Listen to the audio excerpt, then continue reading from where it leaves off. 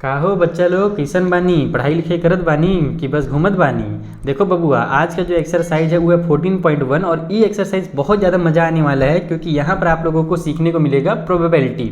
और जब आप इस एक्सरसाइज को ख़त्म कर लोगे ना तो उसके बाद तुम एकदम गहरी सांस लेना क्योंकि ये आखिरी एक्सरसाइज है तुम्हारे क्लास 10 मैथ का।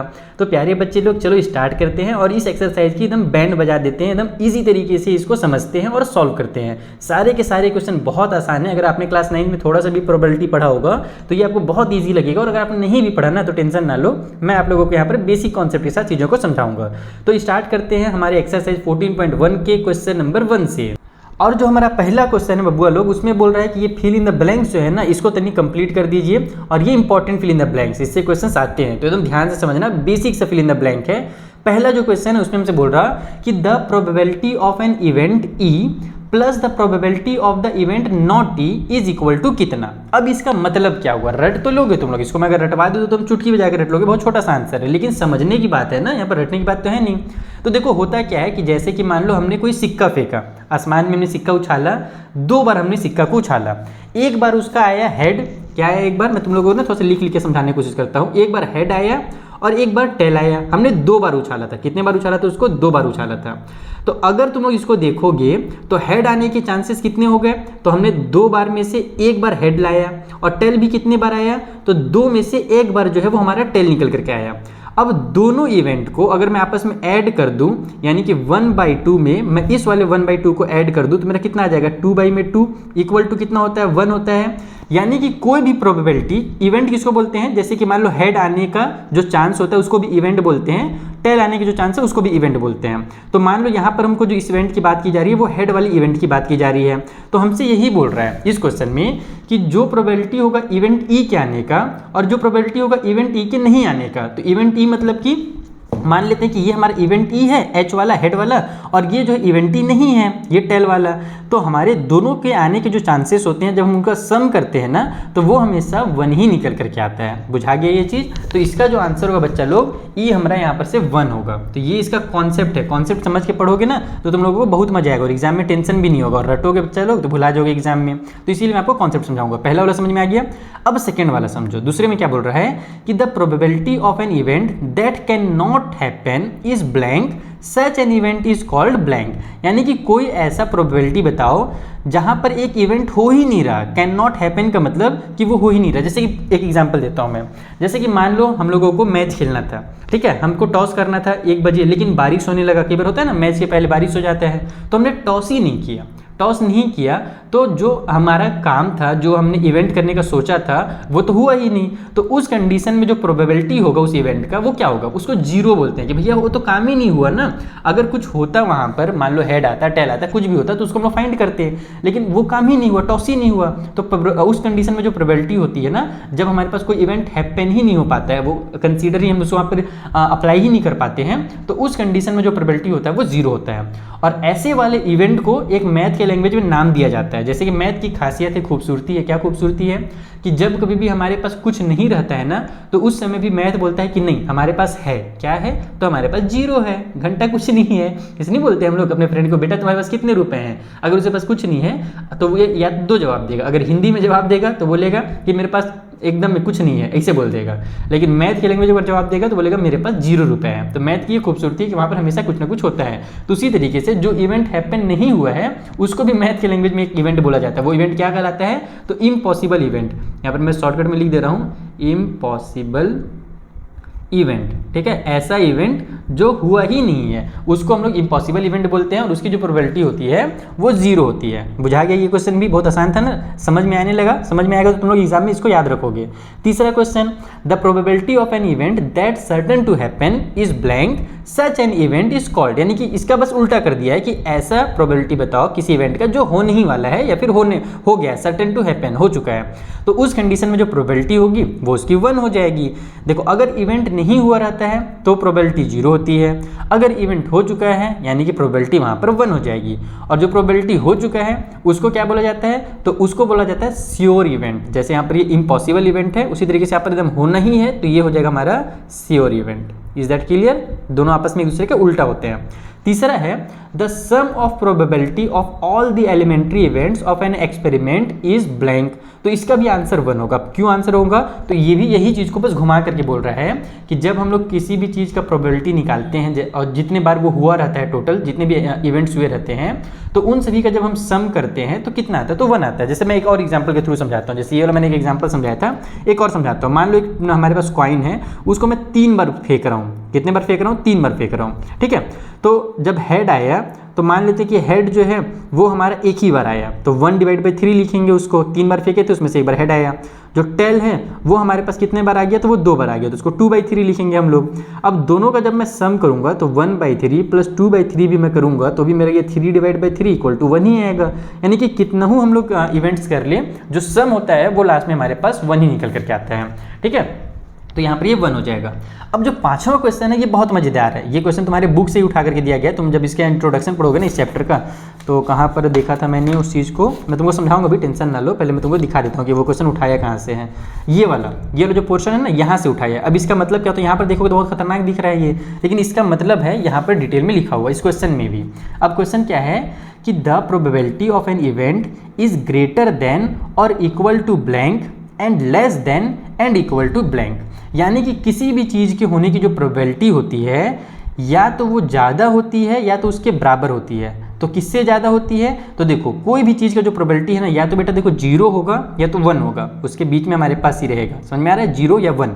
तो हमारे पास या तो वो 0 से ज़्यादा होगा या तो 0 के बराबर होगा। यानी कि अगर इम्पॉसिबल इवेंट है हमारे पास तो उस कंडीशन में 0 हो जाता है, और जब श्योर इवेंट है तो उस कंडीशन में 1 हो जाता है। तो यहाँ पर वही बोल रहा है कि या तो ग्रेटर होगा या तो इक्वल होगा। तो ग्रेटर या इक्वल किसके हो सकता है? तो 0 के ग्रेटर या इक्वल हो सकता है। या फिर कम होगा तो किससे कम होगा? 1 से। या फिर कम होगा या तो इक्वल होगा 1 के। समझ में आ रहा है ना? यही वाला चीज़ है। देखो एक बार फिर से मैं इसको समझाता हूँ कि जो भी इवेंट होता है या तो वो 0 होता है या तो 1 होता है। तो इसको वही लिखा जा रहा है कि हमारे पास या तो वो 0 से ज़्यादा होगा, 0 से ज़्यादा कितना होता है? 1 होता है, या तो 0 के इक्वल होगा। या दूसरी तरफ इसको इस तरीके से बोला जाता है कि यही प्रोबेबिलिटी या तो 1 से छोटा होगा, यानी कि 0 हो सकता है, या तो 1 होगा। बस यही 2 चीज़ होता है ना। तो या तो 1 से छोटा होगा या फिर 1 के बराबर होगा। तो ये चीज़ है, यही यहाँ पर इसको हम लोगों को समझा करके दिया हुआ था। तो ये हो गया हमारा पहला क्वेश्चन। अब तुम लोगों को फिल इन द ब्लैंक्स जो है वो बहुत अच्छे से समझ में आ चुका है। अगर नहीं आया होगा तो जल्दी से कमेंट करके बताना। बाकी मैंने टेलीग्राम का, इंस्टाग्राम सब चीज़ का लिंक दिया हुआ है डिस्क्रिप्शन बॉक्स में, फटाफट ज्वाइन कर लो, वहाँ पर मैं ज़्यादा एक्टिव रहता हूँ। अब थोड़ा सा हम लोग बतिया लेते हैं क्वेश्चन नंबर 2 के बारे में, क्योंकि ये भी क्वेश्चन थोड़ा मजेदार है। आप लोगों ने क्लास 9th में ऐसा क्वेश्चन नहीं पढ़ा था, नया टाइप से क्वेश्चन, लेकिन बहुत ईजी है। इसमें बोल रहा है कि आपको यहाँ पे 4 एक्सपेरिमेंट दिए हुए हैं। इन चारों एक्सपेरिमेंट में कौन से ऐसे एक्सपेरिमेंट्स हैं, या कह लो कौन से ऐसे इवेंट्स हैं जो हमारे इक्वली लाइकली आउटकम्स निकाल करके देंगे। अब इक्वली लाइकली आउटकम्स क्या होता है? देखो जब कभी भी हमारे पास केवल 2 ही आंसर होते हैं किसी भी चीज़ के ना, या तो ये या तो ये, इन दोनों में से कोई एक आने वाला हो। जैसे कि हेड जब हम लोग टॉस करेंगे, ऊपर उछालेंगे कॉइन को, तो या तो हेड ही आएगा या तो टेल ही आएगा। तो उसको ही बोला जाता है इक्वली लाइकली आउटकम्स। यानी कि हमारा दोनों का जो आउटकम का चांसेस है वो बराबर बराबर है। वो भी 1/2 है, हेड आने का भी चांस और टेल आने का भी चांस हमारा 1/2 है, दोनों 50-50% चांस है।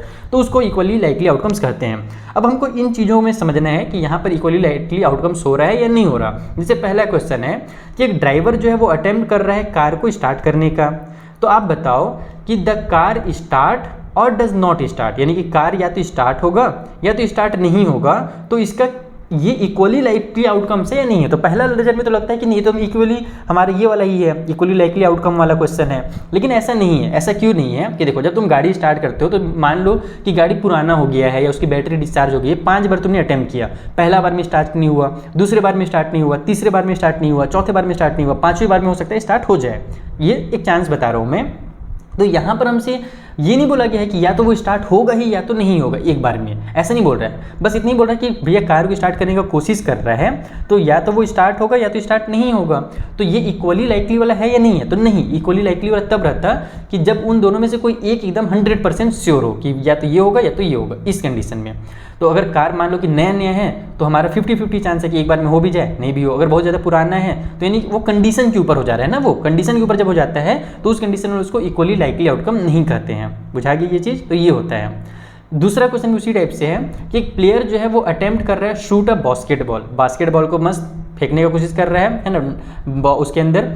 तो यहाँ पर हमसे बोला जा रहा कि ही या शी, लड़का हो या लड़की हो, वो या तो शूट करेंगी या तो मिस करेंगी 10 शॉट को। तो ये इक्वली लाइकली है या नहीं? तो ये भी इक्वली लाइकली नहीं है। क्यों नहीं है? क्योंकि यहाँ पर भी वो जो प्लेयर है उसकी एबिलिटी के ऊपर है ना। अब वो बच्चा, अगर जो भी बंदा खेल रहा है, बंदी खेल रही है, अगर वो बहुत ज़्यादा प्रोफेशनल प्लेयर होगा तो हो सकता है कि 5 बार ट्राई करो और 5 बार वो अंदर डाल दे उसमें बास्केटबॉल को। और हो सकता है कि अगर वो तो मेरे जैसा बोर्डवर्क प्लेयर हो, मैं जैसे बास्केटबॉल एकदम नहीं जानता हूँ, तो 5 बार में 1 बार ना जाए। तो ये हमारा इक्वली लाइकली वाला ये भी नहीं कहलाएगा। ठीक है, तो ये वाला भी नहीं है इक्वली लाइकली वाला, ये वाला भी नहीं है। तीसरा क्या है कि trial is made to answer the true या false question, the answer is right और रॉन्ग। अब ये जो है इक्वली लाइकली है। क्यों इक्वली लाइकली वो समझो। जब हम लोग ट्रू या फॉल्स जब क्वेश्चन करते हैं, मान लो कि यहाँ पर एक क्वेश्चन रहता है, ये वाला क्वेश्चन मान लो कि ट्रू और फॉल्स का रहता है, तो मैं या तो ट्रू लगाता या तो मैं फॉल्स लगाता, तो या तो मेरा आंसर सही होता या तो मेरा आंसर गलत होता। दोनों में से ही कुछ एक चीज़ हो सकता है, या तो राइट होता मेरा आंसर, अगर मान लो वो क्वेश्चन ट्रू वाला होता तो मेरा आंसर राइट हो जाता अगर मैं ट्रू लगाता तो। लेकिन अगर वो क्वेश्चन फॉल्स वाला रहता और वहाँ पे ट्रू लिख देता तो मेरा आंसर रॉन्ग हो जाता। तो दोनों हमारे इक्वल प्रोबेबिलिटी वाले हैं। तो इस टाइप से जो आउटकम्स होते हैं, इस वाले क्वेश्चन में ही हम लोग इस टाइप से आउटकम्स को बोलते हैं इक्वली लाइकली आउटकम्स। तो ये हमारा सही है, ये वाला पार्ट है ये। ठीक है, जो चौथा क्वेश्चन है वो भी उसी टाइप से है कि baby is born, it is a boy और अ गर्ल। तो देखो, जब कोई भी बच्चा पैदा होता है तो वो या तो बॉय होता है या तो गर्ल होता है। बाकी और भी बहुत सारे जेंडर सब इस किए जा रहे हैं, पूरी दुनिया में चल रहा है उसका चर्चा। लेकिन फिलहाल ये जो क्वेश्चन है वो इंडिया के कॉन्टेक्स्ट में है, और इंडिया में हम लोग बस यही मानते हैं कि या तो लड़का है या तो लड़की है। ठीक है, यहाँ पर थर्ड जेंडर को भी इसने कंसीडर नहीं किया है। तो यस, अगर कोई बच्चा पैदा होगा तो वो या तो बॉय होगा या तो वो गर्ल होगी। तो इस टाइप से भी जो क्वेश्चन होते हैं उसको भी हम लोग इक्वली लाइकली आउटकम्स वाले क्वेश्चन कहते हैं। तो इस तरीके से तुम्हारा पहला और दूसरा वाला क्वेश्चन हो गया। अब बढ़ते हैं तीसरे क्वेश्चन के पास। तो देखो, जो तीसरा वाला क्वेश्चन है ना, उसमें हमसे पूछ रहा कि why is tossing a coin consider to be a fair way of deciding which team should get the ball at the beginning of a football game. यानी कि इसमें सिंपल लैंग्वेज में बोल रहा कि जब हम लोग कभी भी किसी भी गेम को, यहाँ पर तो फुटबॉल का एग्जाम्पल दिया है, अगर आप कोई भी गेम ले लो तो उसमें हम लोग टॉस जब करते हैं, कॉइन को जब उछालते हैं, तो कॉइन को उछालना वो एक फेयर तरीका कैसे है, वो फेयर क्यों कहलाता है, तो उसका रीज़न क्या है। तो जैसा कि मैंने आपको बताया पिछले वाले क्वेश्चन में कि जब कभी भी हमारे पास कोई भी आउटकम्स इक्वली लाइकली आउटकम्स होते हैं, यानी कि 2 आउटकम्स हों, दोनों के आने के बराबर बराबर चांसेस हों, तो वो एकदम ईमानदारी वाला चीज़ होता है। जैसे कि अगर मैं ट्रू और फॉल्स वाले क्वेश्चन की बात कर लूँ, जैसे मैं शुरू में भी कॉइन वाला बात किया था, मैंने आपको समझाया था कॉइन का एग्जाम्पल दे करके। तो कॉइन जब हम लोग उछालते हैं ना, तो वहाँ पर या तो हेड आएगा या तो टेल आएगा, और तो कुछ आ नहीं सकता है, तीसरा तो कोई ऑप्शन रहता नहीं है, और दोनों के आने के एकदम बराबर बराबर चांसेस होते हैं। इस वजह से वो जो कि इक्वली लाइकली आउटकम वाला हमारा यहाँ पर इवेंट है, सो दैट रीजन ये जो है एक फेयर वे कहलाता है। तो बाकी इसको वर्ड में कैसे लिखना है मैं कॉपी में लिख दूंगा, और उसका फिर मैं टेलीग्राम पे नोट्स भी दे दूंगा, तो वहाँ से तुम लोग उतार लेना, बाकी स्क्रीनशॉट भी ले सकते हो। तो ये उस टाइप से क्वेश्चन था, है ना। तो ये समझ में आ गया तुम लोगों को। अब इसको लिखना कैसे वो मैं समझाऊंगा, टेंशन ना लो, बस जो मैंने बोला है ना बस उसी को अपनी लैंग्वेज में उतार देना। अगला जो फोर्थ वाला क्वेश्चन, उसमें क्या बोल रहा कि which of the following can not be the probability of an event. इनमें से कौन सा किसी भी इवेंट का प्रोबेबिलिटी नहीं हो सकता। तो ये क्वेश्चन मैं चाहता हूँ तुम लोग बनाओ। अभी हमने फिल इन द ब्लैंक्स बनाया था ना, तो उसमें मैंने क्या बताया था कि कोई भी जो प्रोबेबिलिटी होता है या तो वो हमारा 0 के बराबर या तो 0 से बड़ा होता है, या फिर वो नंबर हमारा 1 के बराबर या तो 1 से छोटा होता है, उसी के बीच में आता है। ये फिल इन द ब्लैंक 5 वाले में मैंने आपको दिखाया भी था, एक जो पीछे मैं बुक में एग्जाम्पल दिया है। तो इसमें जब तुम सारे नंबर्स को देखोगे, 2/3 जो है ये भी जब सॉल्व होगा तो 0 से 1 के बीच में आएगा। 15% जो है वो भी 0 और 1 के बीच में आएगा। 0.7 भी 0 और 1 के बीच में आएगा। 15% को जब कन्वर्ट करोगे तो 15/100 लिख देना, तो 15/100 यानी कि 0.15 होता है। तो 0.15 जो है वो भी 0 और 1 के बीच में ही आ रहा है। लेकिन ये जो निगेटिव वाला नंबर है ना बेटा, ई कभी भी किसी भी चीज़ का प्रोबेबिलिटी हो ही नहीं सकता। या तो अगर इवेंट हुआ है तो वहाँ पर प्रोबेबिलिटी 1 होगा, या फिर उसके बीच का नंबर होगा 0 और 1 के बीच का, या फिर अगर हमारा इवेंट हुआ ही नहीं है, जैसे मैंने आपको एग्जांपल दिया था कि टॉस करबे ना करें तो उसको इम्पॉसिबल इवेंट बोलते हैं, और उस कंडीशन में हमारा जो प्रोबेबिलिटी होता है वो 0 कहलाता है। निगेटिव बच्चा लोग कभी भी नहीं होता है। तो इस तरीके से इसका जो ऑप्शन नंबर बी है ये सही ऑप्शन होगा, क्योंकि कैन नॉट पूछा था, तो ये सब कैन है, ये कैन नॉट है, तो option B is the correct answer. 5वां वाले में बढ़ें तो यहाँ पर बोल रहा है कि अगर किसी भी इवेंट का, मान लो पीई नाम का एक इवेंट है, उसकी प्रोबेबिलिटी जो है वो 0.05 है, तो बताइए what is the probability of not E. अब इसका यही मतलब हो, जो मैंने तुम लोग को शुरू में एग्जांपल देके समझाया था ना कि टॉस करते हैं हम, तो मान लो जो हमारा हेड आने का चांस है वो 1/2 है और टेल आने का चांस भी 1/2 है, तो दोनों को सम करते हैं तो इक्वल टू 1 आता है। तो बस उसी तरीके से यहाँ पर है, मान लो कि ये हेड का चांस लिखा हुआ है फॉर एग्जाम्पल के लिए, और ये नॉट ई का मतलब कि ये टेल का चांस लिखा हुआ है, ठीक है, कि ये हेड आने का चांस इतना है, तो बताइए टेल आने का चांस कितना होगा। तो हमने बताया था आपको कि टोटल जो होता है हमारा 1 होता है, तो 1 में से इसको माइनस कर दो तो तुम्हारा इसका वैल्यू निकल जाएगा। चलो कॉपी में माइनस करते हैं। तो देखो मैंने यहाँ पे थर्ड वाला जो क्वेश्चन था उसका भी कुछ इस तरीके से आंसर लिख दिया अपने लैंग्वेज में बना करके। तुम लोग भी ऐसे ही चाहो तो लिख लो, और नहीं तो अपने वर्ड में भी लिखना चाहो तो लिख सकते हो एग्जाम में। चौथा का बी आंसर था, जैसे मैंने आपको समझा ही दिया। पांचवां वाले में हम लोग क्या जानते हैं कि किसी भी इवेंट में जो ई होता है, अगर उसमें हम लोग नॉट ई को प्लस करें तो दोनों का सम 1 होता है। ये मैंने स्टार्टिंग में ही समझा दिया, इसे दोबारा एक्सप्लेन नहीं कर रहे यहाँ पर। अब हम लोगों को जो पीई की वैल्यू है वो कितनी दे दी है, 0.05 क्वेश्चन में बोला गया है। तो ये जो 0.05 है उसको अगर मैं उधर भेजूंगा तो माइनस में हो जाएगा, यानी कि अगर मुझे पी नॉट ई का वैल्यू चाहिए तो उस कंडीशन मुझे इसको ट्रांसफर करना पड़ेगा। तो वो क्या होगा, 1 माइनस में पी ई हो जाएगा। बुझा गया ना, मुझे इसका वैल्यू चाहिए तो इसको मैंने इधर ट्रांसफर कर दिया। तो सिंपली यहाँ पर से पी नॉट ई जो हमारा निकल करके आएगा वो कितना निकल जाएगा, तो 1 में से माइनस करेंगे 0.05 को। देखो इसको माइनस करने का सिंपल तरीका है, यहाँ पर मैं रफली बता दे रहा हूँ क्योंकि कई बार बच्चे लोग ना गड़बड़ फड़बड़ कर देते हैं। इसको तुम लोग लिखोगे 1 पॉइंट में 0.0।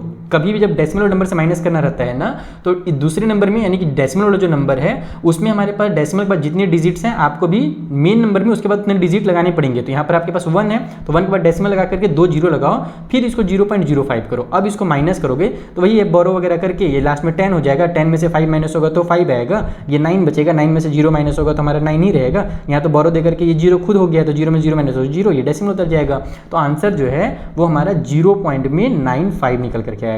तो इस तरीके से माइनस करना, गड़बड़ मत कर देना बच्चों वाला माइनस करने में, बता दे रहा हूँ तो उल्टा लटका दूंगा। चलो ये 5वां क्वेश्चन बना, चलो 6वां बनाते हैं। अब चलो तुम लोग का बेसिक कॉन्सेप्ट अच्छे से क्लियर हो गया है। अब हम लोग ऐसे क्वेश्चंस बनाएंगे जो बहुत मजा आने वाला है, जैसे कि क्वेश्चन नंबर 6। इस टाइप से क्वेश्चन देखो एग्जाम में बहुत आते हैं ना, इसीलिए 25-26 तो क्वेश्चन दिया हुआ है, 25 दिया था शायद ना, कितने टोटल क्वेश्चन, हाँ 25 क्वेश्चन है, ठीक है। तो क्वेश्चन नंबर 6 से स्टार्ट होने वाला है बहुत धांसू गेम। यहाँ पर बोल रहा है क्वेश्चन नंबर 6 में कि एक बैग है जिसमें लेमन है, flavoured candies only, lemon flavour candies है, लेमन नहीं है। Malini takes out 1 candy without looking into the bag, what is the probability that she take out an orange flavour candy, a lemon flavour candy. अब यहाँ पे खतरनाक क्या है कि भैया बैग में केवल लेमन वाले फ्लेवर के कैंडी हैं। अब मालिनी ने उसमें हाथ डाल के अगर कैंडी निकाला तो ऑरेंज वाला कहाँ से आ जाएगा, क्या जादू से उसका हाथ में चेंज हो जाएगा? तो इसकी जो प्रोबेबिलिटी होगी वो बेटा 0 कहलाती है। और लेमन फ्लेवर कैंडी जो है उसके जो चांसेस है वो पूरे होंगे, और पूरे चांसेस का मतलब होता है कि आपस में 1, ठीक है। तो चलो मैं तुम लोग इसको कॉपी में कैसे लिखना ये समझाता हूँ। तो देखो एकदम सिंपल तरीके से लिखना, टोटल नंबर ऑफ कैंडीज डाल देना जो कि 100 है। उसके बाद हमसे क्या बोला है पहले वाले पार्ट में कि बताइए probability of N orange flavour of candy. तो यहाँ पर लिखोगे प्रोबेबिलिटी, ब्रैकेट में लिखोगे जो क्वेश्चन में दिया हुआ है कि हमारे पास ऑरेंज फ्लेवर कैंडी है ना, तो ऑरेंज फ्लेवर को मैं FL लिख दे रहा हूँ शॉर्टकट में, और फिर कैंडी कर दे रहा हूँ, ज़्यादा डिटेल में नहीं लिख रहा। तो इसके आने के कितने चांसेस है भैया? तो देखो जितना भी हमारे पास टोटल होता है उसको कभी भी नीचे लिखना रहता है फ्रैक्शन के, जब भी हम प्रोबेबिलिटी फाइंड करते हैं तो, और ये वाला जितना भी रहेगा उसे ऊपर लिखते हैं। तो ऑरेंज वाला तो वहाँ पर है ही नहीं है, तो वहाँ पर ऊपर में 0 लिखेंगे तो इक्वल टू 0 हो जाएगा। यानी कि हमारा ऑरेंज फ्लेवर वाले कैंडी के आने का चांस कितना है? 0 है। और इसको ही हम लोग क्या बोलते हैं? इम्पॉसिबल इवेंट बोलते हैं ना। और जो सेकेंड वाला है जहाँ पर हमसे बोला है कि बताइए प्रोबेबिलिटी ऑफ लेमन फ्लेवर वाला, तो यहाँ पर मैं लिख देता हूँ शॉर्टकट में लेमन, और बस खत्म, इतनी ही लिखता हूँ। तो लेमन वाले कितने हैं? तो टोटल तो 100 कैंडी हैं, और सभी के सभी कितने हैं? लेमन वाले हैं। तो ऊपर में भी तुमको क्या करना है? 100 ही लिखना है, क्योंकि लेमन वाले 100 हैं और टोटल नंबर भी 100 है। तो ये इक्वल टू 1 आ जाएगा, यानी कि ये हमारा श्योर इवेंट कहलाता है, यानी कि ये होना एकदम ये है, ये 1 ही होगा, यानी यही होगा, कोई दूसरा हो ही नहीं सकता। इसको श्योर इवेंट बोलते हैं। तो इस तरीके से तुम्हारा 6वां क्वेश्चन खत्म। चलो 7वां वाला देखते हैं। 7वें वाले क्वेश्चन में बोल रहा है कि it is given that in the group of 3 student, 3 student का ग्रुप है, the probability of 2 students not having the same birthday is 0.992। यानी कि इस 3 स्टूडेंट के ग्रुप में 2 लड़कों का सेम बर्थडे नहीं होगा, सेम बर्थडे नहीं होगा, इसकी जो चांसेस है वो है इतना, ठीक है। तो बताइए कि क्या प्रोबेबिलिटी है कि उन दोनों स्टूडेंट का हैव द सेम बर्थडे, यानी उनका कितना चांसेस है कि सेम बर्थडे होगा। तो देखो यही वाला क्वेश्चन है, बस यहाँ पर पी और पी नॉट ई करके दिया हुआ था, उसी का बर्थडे फर्डे में बदल दिया है। तो चलो कैसे लिखना वो समझा दूँ। तो देखो यहाँ पर जैसे कि मैंने पहले ही आपको समझाया है कि किसी भी दो इवेंट में जहाँ पर same birthday, no same birthday या फिर जो भी कुछ भी इवेंट रहे, ठीक है, तो उन दोनों का जो सम होता है हमेशा 1 होता है। आप लोग जैसे मैंने स्टार्टिंग में इस चीज़ को समझाया, तो यहाँ पर हम लोगों को क्या करना है, हमसे बोल रहा है कि नॉट सेम बर्थडे जो है उसकी प्रोबेबिलिटी है 0.992 और सेम बर्थडे होने का जो चांस है वो कितना ये पूछ रहा है। तो हमको अगर इसको निकालना है, इसको उधर ट्रांसफर कर दो। जैसे पिछले पर हम लोग पी को ट्रांसफर किए थे ना, पी नॉट ई निकालने के लिए, इस बार अपने को पी नॉट वाले को यहाँ पर ट्रांसफर करना है पी को निकालने के लिए, यानी इस सेम वाले को। तो यहाँ पर लिखो शॉर्टकट में P same birthday B D लिख दे रहा हूँ इक्वल टू 1 और ये माइनस में हो जाएगा, इधर जाकर के माइनस में हो जाएगा, तो मैं लिख नहीं रहा हूँ, मैं डायरेक्ट इसका वैल्यू लिख दे रहा हूँ जो कि हमको दिया हुआ था, सॉरी 0.992। अब इसको भी माइनस करने के लिए वही काम करना जो मैंने पिछले लोकेशन आपको सिखाया था। इसको आप लोग 1.0003 बार लिखोगे क्योंकि यहाँ पर डेसिमल के बाद 3 डिजिट है, और फिर नीचे में 0.992 लिखोगे इस तरीके से। अब इसको माइनस करो तो 10 में से 2 माइनस होगा 8, 9 से 9 माइनस होगा 0, 9 में से 9 माइनस होगा 0, ये तो 0 हो ही चुका है तो 0, यानी कि जो आंसर होगा वो 0.008 होगा, यानी इतना चांसेस है कि उनका क्या हो, सेम बर्थडे हो। बस यही इस क्वेश्चन में करना था और कुछ करना ही नहीं था। ये क्वेश्चन बहुत मज़ेदार है और इंपॉर्टेंट भी है। इसमें बोल रहा एक बैग है जिसमें 3 रेड कलर के बॉल हैं और 5 ब्लैक कलर के बॉल हैं। अब उस बैग में हाथ डाल करके एक बॉल निकाला गया रैंडमली, तो बताइए कि कितने चांसेस हैं कि जो बॉल हमने निकाला है वो रेड होगा, या फिर सेकंड वाले क्वेश्चन में बोल रहा है कि रेड नहीं होगा। रेड नहीं होने का मतलब कि ब्लैक होगा, तो वही बस यहाँ पर ब्लैक भी लिख सकता था लेकिन उल्टा घुमा करके इसको नॉट रेड लिख दिया, तो कोई दिक्कत नहीं। कान को सीधे तरफ से पकड़ो या उल्टे तरफ से पकड़ो, पकड़ाना तो तुम्हारा कान ही है, तो तुरंत बनेगा ये क्वेश्चन। तो देखो सबसे पहले तो ये मुझे बताओ कि यहाँ पर बॉल्स कितने हैं। हमसे क्वेश्चन में साफ साफ तो नहीं बताया कि टोटल नंबर ऑफ बॉल कितने हैं, हमको घुमा करके दिया हुआ है कि 3 रेड बॉल्स हैं और 5 ब्लैक बॉल्स हैं। तो कभी भी आपको ना टोटल पता होना चाहिए कि जब हम हाथ डाल करके निकालने वाले हैं तो टोटल उसमें कितने सामान हैं। तो हम लोग यहाँ पर लिखेंगे total number of balls. Total number of balls यानी कि हमारा 3 रेड वाला और प्लस में 5 ब्लैक वाला, तो इक्वल टू हो जाएगा 8, यानी कि हमारे पास 8 बॉल्स हैं। अब पहला वाला हमको बताना है कि जो प्रोबेबिलिटी है रेड वाले आने की, रेड बॉल निकलने का प्रोबेबिलिटी कितना है। तो इसके लिए क्या करना है, नीचे में टोटल वाला नंबर को लिखना है जो कि हमारा 8 है, और ऊपर में किसको लिखना है, तो रेड बॉल कितने थे वो लिखना है। तो रेड बॉल तो 3 थे हमारे पास, तो ऊपर में 3 लिखना है, तो 3/8 ही बस हमारा आंसर हो जाएगा। अभी तो इक्वल भी नहीं हो रहा क्योंकि। और उसी तरीके से दूसरा वाले में बोला है कि बताइए प्रोबेबिलिटी नॉट रेड होने की कितने हैं, यानी कि जब हम हाथ डाल के बॉल निकालें तो वो रेड कलर का ना निकले, इसके कितने चांसेस हैं। तो भैया फिर से नीचे में 8 ही लिखोगे तुम लोग, क्योंकि टोटल नंबर ऑफ बॉल 8 है, टोटल चांसेस जो है हमारे पास 8 है। और ऊपर में क्या लिखोगे, तो जितने हमारे पास रेड कलर के बॉल नहीं थे उसको लिखोगे। अब रेड कलर के बॉल कौन से नहीं थे, ये जो 5 थे ना, ये हमारे ब्लैक कलर के थे, यानी रेड कलर के नहीं थे, तो ऊपर में बस इस 5 को लिख दो, खत्म क्वेश्चन। तो ये सब एकदम पिद्दी से क्वेश्चन है, तुम लोग इसको बहुत ईजिली बना सकते हो। नवा वाला भी देखो उसी का एकदम डुप्लीकेट भाई है, ये छोटा भाई ये बड़ा भाई। इसमें क्या बोल रहे हैं हम लोग से कि बॉक्स है जिसमें 5 रेड मार्बल्स हैं। मार्बल जानते हो ना, बाटी खेले हो बचपन में, कंचे, बस वही मैं बहुत खेला हूँ इसको, मेरा उंगली दर्द नहीं लगता था, तो बहुत मज़ा आता था, मैं बहुत खतरनाक खिलाड़ी था इसमें। तो 5 हमारे पास रेड मार्बल्स थे उस बॉक्स के अंदर, 8 वाइट मार्बल हैं और 4 ग्रीन कलर के मार्बल हैं। तो 1 marble is taken out of the box eight random, एक मार्बल निकाला गया अपने मर्जी से, आंख में पट्टी मार के किसी को भी निकाल लिए। तो बताइए कितना प्रोबेबिलिटी है कि जो मार्बल हमारा निकला है वो या तो रेड होगा या तो वाइट होगा या तो नॉट ग्रीन होगा। ये जो लास्ट है ना नॉट ग्रीन, ये थोड़ा सा इंटरेस्टिंग है, बाकी ये तो एकदम पिद्दी से। चलो समझाता हूँ कैसे बनेगा। तो देखो इस तरीके से मैंने लिख लिया है ताकि आपको एकदम कन्फ्यूजन ना हो। रेड, व्हाइट और ग्रीन तीनों कलर के कितने कितने वो भी मैंने यहाँ पे डाल दिया। टोटल नंबर ऑफ मार्बल निकालने के लिए सबको प्लस करेंगे, इक्वल टू 17 आ जाएगा। अब पहला जो क्वेश्चन है कि बताइए रेड मार्बल कितने हैं, रेड वाला, यानी कि आप इसको लिखिएगा प्रोबेबिलिटी ऑफ रेड मार्बल। मैं शॉर्टकट में बस रेड लिख करके छोड़ दे रहा हूँ। नीचे में किसको लिखना है, जो टोटल नंबर है उसको लिखना है। ऊपर में रेड वाले कितने उसको लिखना है, तो रेड वाले 5 थे तो ऊपर में 5 लिख दो, खत्म क्वेश्चन। सेकंड वाले में बोल रहा है बताइए प्रोबेबिलिटी किसका, तो वाइट वाले का। तो यहाँ पर प्रोबेबिलिटी ऑफ वाइट मार्बल कर देते हैं। नीचे में वही 17 लिखाएगा, वाइट वाले कितने 8 हैं तो ऊपर में बस 8 लिख दो, खत्म क्वेश्चन। क्योंकि कट नहीं हो रहा, अगर कट होता है तो कट भी करते हैं, नहीं होता है तो छोड़ देते हैं।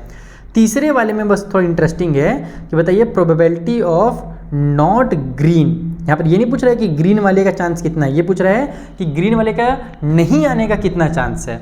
तो भैया जी नीचे में तुम लोगों को 17 ही डालना है, ऊपर में क्या लिखना है कि जो ग्रीन वाले नहीं हैं वो कितने हैं। तो ग्रीन वाले नहीं हैं यानी कि ये रेड वाला 5 और वाइट वाला 8 जो है यही तो ग्रीन नहीं है ना, बाकी ये 4 जो है वो तो ग्रीन है। तो इन दोनों को बस तुमको मिला के लिखना है क्योंकि ये दोनों नॉट ग्रीन में आते हैं। तो यहाँ पर तुम लोग 5 + 8 करके लिखोगे, और 5 और 8 कितना होता है 13 होता है। तो 13 / 17 जो है ये नॉट ग्रीन की प्रोबेबिलिटी है। तो ये थोड़ा सा बस एक नया पार्ट था, बाकी तो ये सब तुम लोग समझ ही रहे हो क्या बोलना चाह रहा हूँ मैं। अगला क्वेश्चन बनाया जाए। अब नंबर्स को थोड़ा सा बड़ा कर दिया जा रहा है। अभी तक छोटे नंबर आ रहे थे, कोनो दिक्कत नहीं है, बड़े नंबर भी तुम लोग बहुत ईजिली बना सकते हो। जैसे कि ये 10th वाला जो क्वेश्चन है, इसमें बोला जा रहा है कि एक पिग्गी बैंक है। पिग्गी बैंक क्यों बोलते हैं यार, कोई मुझे कमेंट करके बताएगा क्या? काऊ बैंक क्यों नहीं हो सकता है, या फिर हैन वाला बैंक क्यों नहीं हो सकता है, पिग्गी बैंक ही क्यों रहता है? इसका मुझे आंसर चाहिए। जो बच्चा कमेंट करके बताएगा उसे मैं जरूर पिन करूँगा, जो सबसे इंटरेस्टिंग आंसर देगा इसका। तो एक पिग्गी बैंक है जिसके अंदर कंटेन है 150 पैसे के कॉइन, है ना। 50 पैसा बेचे, तुम लोग तो नहीं देखे होगे, तुम लोग तो बड़े हो गए हो, तुम लोग यानी कि नए जनरेशन के लिखा हो। हमारे ज़माने में, वैसे मैं भी नहीं जानता था 50 पैसा मेरे ज़माने में भी नहीं चलता था, लेकिन मेरे ज़माने से थोड़े से पहले जो है ना, बचपन में मेरे दीदी लोग के ज़माने में 50 पैसा चलता था। 50 पैसा यानी कि 1 रुपये का आधा, ठीक है। जैसे अभी 1 रुपये में 2 कैंडी मिलता है ना, तो उस टाइम तुम 50 पैसे लेकर के जाते तो 1 कैंडी मिलता है, ऐसा वाला। तो उस पिग्गी बैंक के अंदर 50 पैसा का 100 कॉइन है, 1 रुपया वाला कितना है तो 50 कॉइन है, फिर 2 रुपया वाला 20 कॉइन्स है, और 5 रुपया वाला 10 कॉइन है। तो अब हमसे बोल रहा है कि if it is equally likely that one of the coin will fall out when the bank is turn upside down, what is the probability that the coin will be a 50 पैसा coin and will not be a ₹5 coin. यानी 2 question है कि अगर हम लोग उसको उल्टा करें उस पिग्गी बैंक को, तो उसमें से एक कॉइन तो निकलेगा ही, इक्वली लाइकली है कि एक ना एक कॉइन सा निकलेगा हमारा। अब कौन सा निकलेगा वो हमको नहीं पता है, तो हमसे वही पूछ रहा है कि 50 पैसे का कॉइन निकलेगा, उसके कितने चांसेस हैं, और हमारे पास 5 रुपये का कॉइन नहीं निकलेगा, इसके कितने चांसेस हैं। चलो इसको भी कॉपी में सॉल्व किया जाए। तो देखो मैंने लिख लिया है, 50 पैसे का 100 सिक्का है, 1 रुपये का 50, 2 रुपये का 20 और 5 रुपये का 10 सिक्के हैं। टोटल नंबर ऑफ कॉइन्स कितना है? टोटल नंबर ऑफ कॉइन्स, तो टोटल नंबर ऑफ कॉइन्स के लिए हम सबको ऐड कर देंगे। 50 प्लस ये हो जाएगा 150, फिर ये 80 है टोटल ना, तो 180 हो जाएगा, ठीक है। अब जो पहला क्वेश्चन है जिसमें हमसे पूछ रहा था कि विल बी अ 50 पैसा कॉइन, यानी कि जब हम लोग प्रोबेबिलिटी निकालेंगे 50 पैसा का तो कितना होगा, तो नीचे में टोटल नंबर जो कि है 180 वो लिख लो, और ऊपर में 50 पैसा वाला कितना है तो 100 है तो वो उतार लो। कट हो रहा है तो कट भी करना, 0 से 0 कट कर दो, 10 बाई में 18 आएगा, लेकिन अभी ये और कट हो रहा है 2 के टेबल से, तो 2 से उड़ा दो, 2 5 जा 10 और 2 के टेबल में 9 10 पे 18, तो 5/9 जो है इतने चांसेस हैं कि हमारे पास जो है ना सिक्का जब निकलेगा तो वो एक 50 पैसे का सिक्का होगा। अब दूसरे वाले में हमसे क्या बोल रहे हैं कि वो बताइए कि 5 रुपये का सिक्का नहीं होना चाहिए। क्वेश्चन में क्या लिखा है, will not be a ₹5 coin, तो यहाँ पर तुम लिखोगे प्रोबेबिलिटी ऑफ नॉट ₹5, यानी कि 5 रुपये का सिक्का नहीं होने का चांस कितना है। तो नीचे में तो देखो 180 ही होगा, और ऊपर में कौन सा होगा, तो ये जितने भी नंबर हमारे 5 रुपये वाले जो नहीं हैं उसको आपको ऐड करके लिख देना है। तो 100 + 50 + 20 170 हो जाएगा। एक बच्चा हो तो मैं लिख भी देता हूँ ताकि बच्चे लोग कन्फ्यूज ना हो, अगर मैं डायरेक्ट 170 लिख दूंगा तो कई बच्चे कन्फ्यूज जाएंगे, तो इस तरीके से मैं लिख दे रहा हूँ। यानी ये जो है ये 5 रुपये वाले नहीं है, तो यही अपने को निकालना है कि 5 वाले नहीं आने के चांस कितना है। तो सबको ऐड करेंगे तो 170 आएगा, डिवाइड बाई में 180 है, 0 से 0 को उड़ा दो, अब तो कट होगा नहीं, तो 17 डिवाइड बाई 18 जो है ये हमारा हो जाएगा प्रोबेबिलिटी ऑफ नॉट ₹5 कॉइन। तो 10वां क्वेश्चन भी ऐसे बन जाएगा एकदम आसानी से। चलो 11वां वाला बनाया जाए। 11th वाले में बोला जा रहा है कि गोपी गया बाय करने के लिए fish from a shop for इस एक्वेरियम, ठीक है ना, खाने के लिए नहीं गया लेने, उसने अपने एक्वेरियम के लिए फिश लेने गया है, गोपी नाम का लड़का। तो the shopkeeper takes out 1 fish at random from a tank containing 5 male fish and 8 female fish, यानी कि जो शॉपकीपर है वो अपना डालती है, ये देखो अपना क्या बोल रहे हैं इसको, नेट डालती है उसके अंदर एक जो टैंक है, और उसमें टोटल जो मेल फिशेस हैं वो 5 हैं और जो फीमेल फिशेस हैं वो वहाँ पर 8 हैं, यानी 8 और 5 मिलाकर के टोटल 13 मछलियाँ हैं, वहाँ पर 13 मछलियाँ हैं। तो हमसे बोल रहा है कि what is the probability that the fish taken out is a male fish, तो बताइए कितने चांसेस हैं कि मेल फिश हो। तो भैया मेल कितना है 5 है, फीमेल हमारे पास 13 है, तो 5 डिवाइड बाई 13 हो जाएगा, इसमें तो कुछ करना ही नहीं है, खेल खत्म इस क्वेश्चन का। तो इसको बस तुम लोग को फटाक से मैं लिख के समझा देता हूँ। तो बस हम 2 लाइन में इसको एकदम इस तरीके से लिखो, तुम्हारा खेल खत्म हो जाएगा। टोटल नंबर ऑफ फिश इतना है 13 है, मेल फिश जो है 5 है, तो 5 डिवाइड बाई 13 हमारा प्रोबेबिलिटी हो जाएगा। ये मज़ेदार नहीं था, लेकिन अगला वाला जो है बहुत मज़ेदार क्वेश्चन है 12th वाला। इसमें हमसे बोल रहा कि a game of chance consist of spinning an arrow which comes to the rest pointing at one of the numbers 1 2 3 4 5 6 7, जैसे तुम फिगर में देख रहे हो कि यहाँ पर इसको स्पिन किया जाता है, घुमाया जाता है, गेम ऑफ चांस जिसको हम लोग बोलते हैं, ठीक है। तो यहाँ पर जो एरो किसी न किसी के पास रुकेगा, या तो 1 में रुकेगा, तो 8 में रुकेगा, या तो 2 में रुकेगा, कहीं पर रुकेगा, ठीक है। तो हमसे क्या बोल रहा कि and these are equally likely outcome, ये जो है इक्वली लाइकली आउटकम्स वाले क्वेश्चन है, यानी कि कहीं ना कहीं पे जरूर रुकेगा, ये हमसे बोला जा रहा है। तो what is the probability that it will point at 8, तो बताइए 8 में आने के कितने चांसेस हैं कि ये जो है 8 में रुकेगा, इसका कितना प्रोबेबिलिटी है। उसके बाद जो है क्वेश्चन वो मज़ेदार है कि ऑड नंबर आने के कितने चांसेस हैं, ये नंबर ग्रेटर देन 2 आने के कितने चांसेस हैं, ये नंबर लेस देन 9 आने के कितने चांसेस हैं। तो चलो अब इसको हम लोग बनाते हैं और ये थोड़ा सा मज़ेदार क्वेश्चन लगा मुझे। तो देखो हमारे पास ये 8 नंबर दिए हुए हैं, यानी कि टोटल हमारे पास कितने नंबर हैं, 8 नंबर हैं।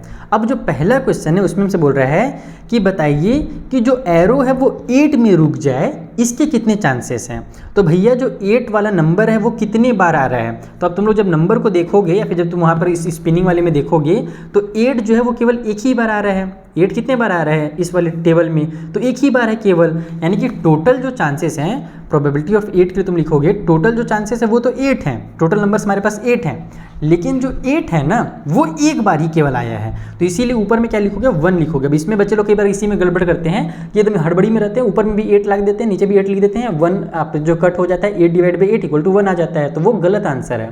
तुमको ये देखना है कि 8 हमारे पास कितने बार आ रहा है। जैसे इसको तुम ऐसे भी समझ सकते हो कि तुम्हारे पास एक 8 पीस कागज़ है ना, 8 में नंबर लिखा हुआ है, एक कागज़ में 1 लिखा हुआ है, दूसरे वाले में 2 लिखा है, तीसरे में 3 लिखा है, और उन 8 कागज़ को मोड़ करके एक थैले में डाल दिया जाए और उसमें से तुम निकाल रहे हो।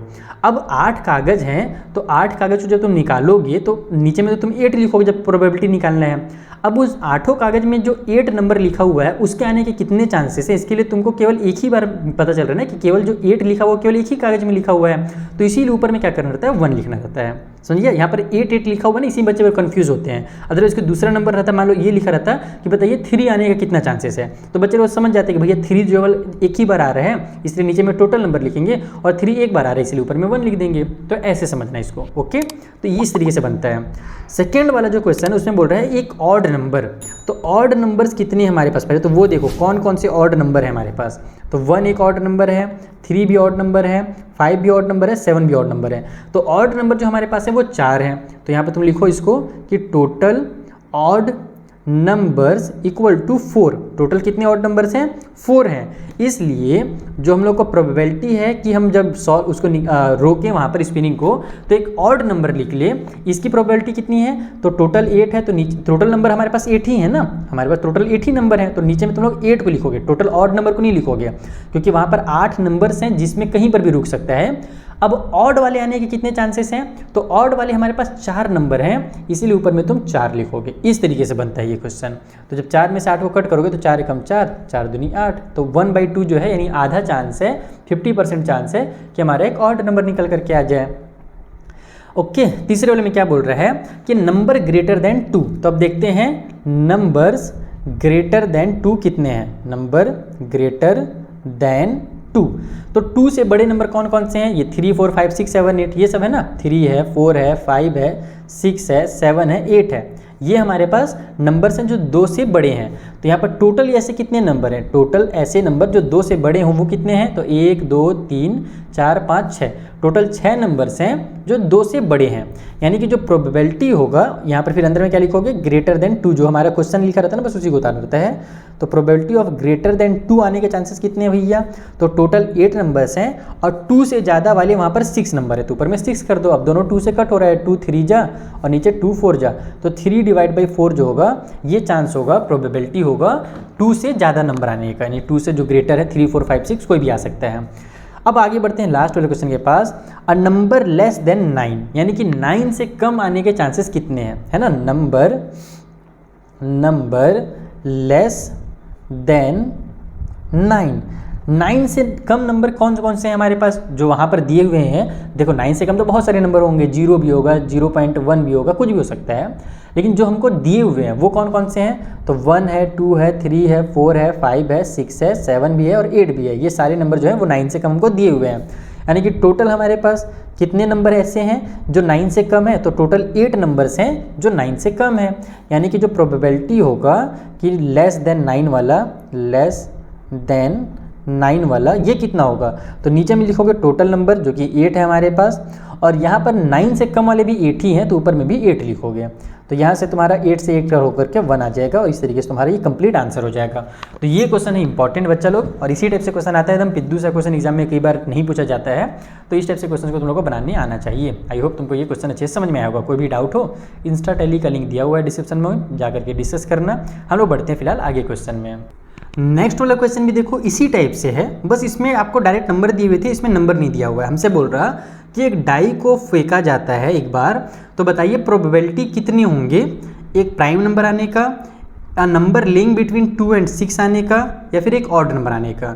तो भैया डाई क्या होता है, वही जो पासा लूडो जो खेलते हैं, कभी खेले होगे तो पता होगा, नहीं खेलोगे तो मैं जल्दी बता देता हूँ। हम लोग एक ज़माने में लूडो खेलते थे जिसमें स्नैक और लैडर बोला जाता है जिसको, तुम लोग खेलते हो कि नहीं पता मुझे, जो खेलता होगा या खेला है पहले कभी ना कभी वो कमेंट करके जरूर बताना ना, क्योंकि हम लोग को बहुत मज़ेदार गेम लगता था पहले, जब मोबाइल नहीं हो रहा था ना उस समय में ये बहुत पॉपुलर गेम था। तो उस पासे में ना 6 फेसेस होते थे, किसी भी क्यूब में 6 फेस होते हैं, तो उस क्यूब में 6 फेसेस होते थे, जिसमें एक में 1 लिखा रहता था, एक में 2, एक में 3, एक में 4, एक 5, एक में 6 लिखा तो नहीं रहता था, डॉट डॉट बने रहते थे, तो टोटल 6 उसमें रहते थे नंबर्स, ठीक है। तो अब अपने को उन्हीं 6 में से फाइंड करना है कि प्राइम आने के चांस कितना है, 2 या 6 के बीच में आने के चांस कितना है, या फिर ऑड आने के चांस कितना है।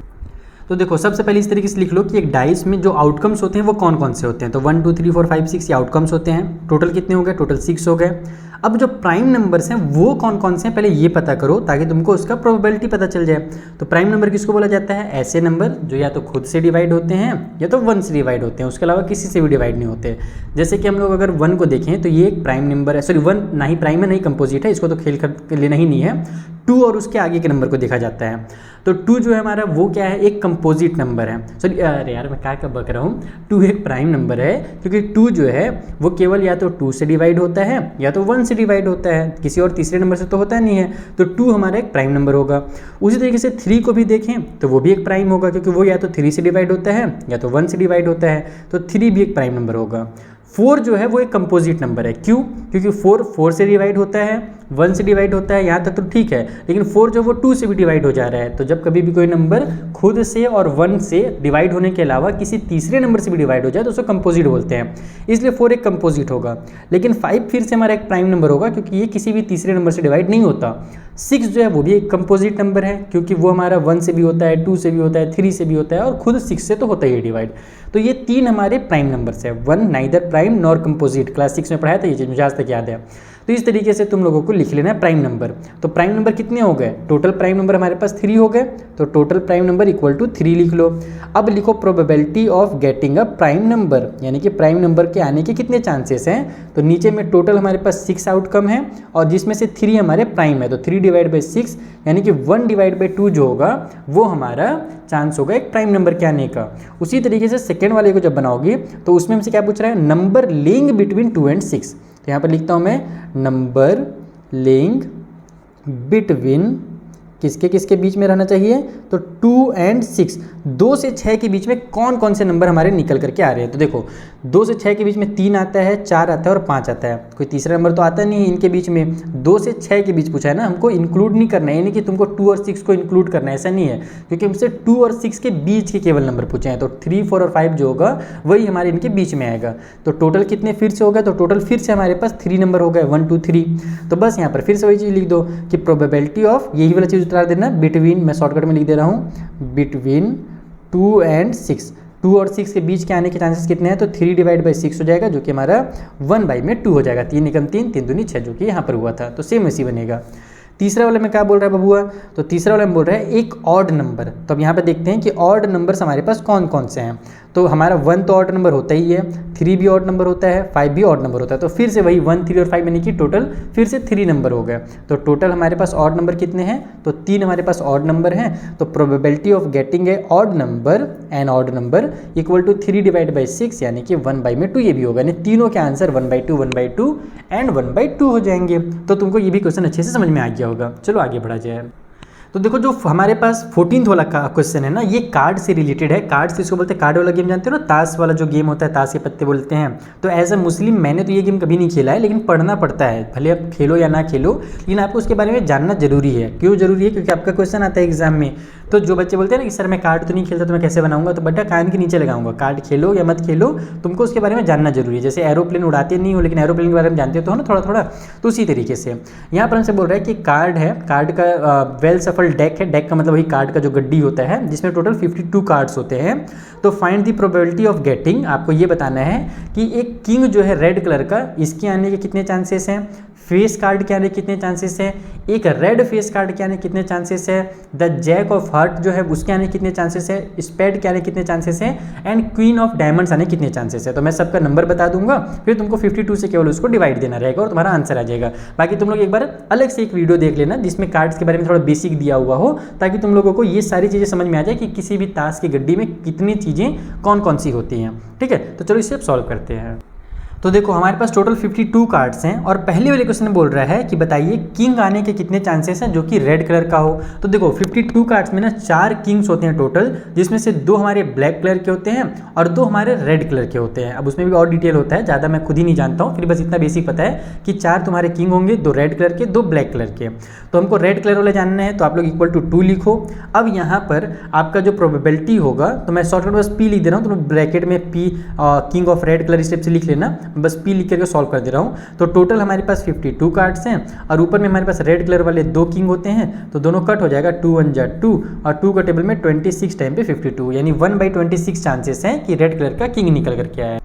तो सेकेंड वाले में बोला जा रहा है कि बताइए फेस कार्ड के आने के कितने कितने चांसेस हैं। तो देखो फेस कार्ड क्या होता है, किसी भी जो हमारा क्या बोलते हैं ताश की गड्डी होती है उसमें जो किंग होता है वो एक फेस कार्ड कहलाता है, जो क्वीन होती है वो भी फेस कार्ड है, और जो जैक होता है ना वो भी एक फेस कार्ड होता है।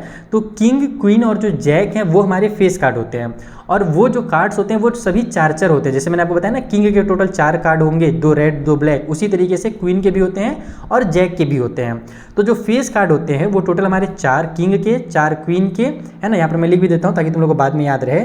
4 किंग का प्लस 4 तुम्हारा क्वीन का हो जाएगा और तुम्हारा प्लस 4 में जैक का हो जाएगा। ठीक है, तो इस तरीके से टोटल तुम्हारे पास फेस कार्ड कितने हो गए, 4 + 4 + 4 12 फेस कार्ड हो गए।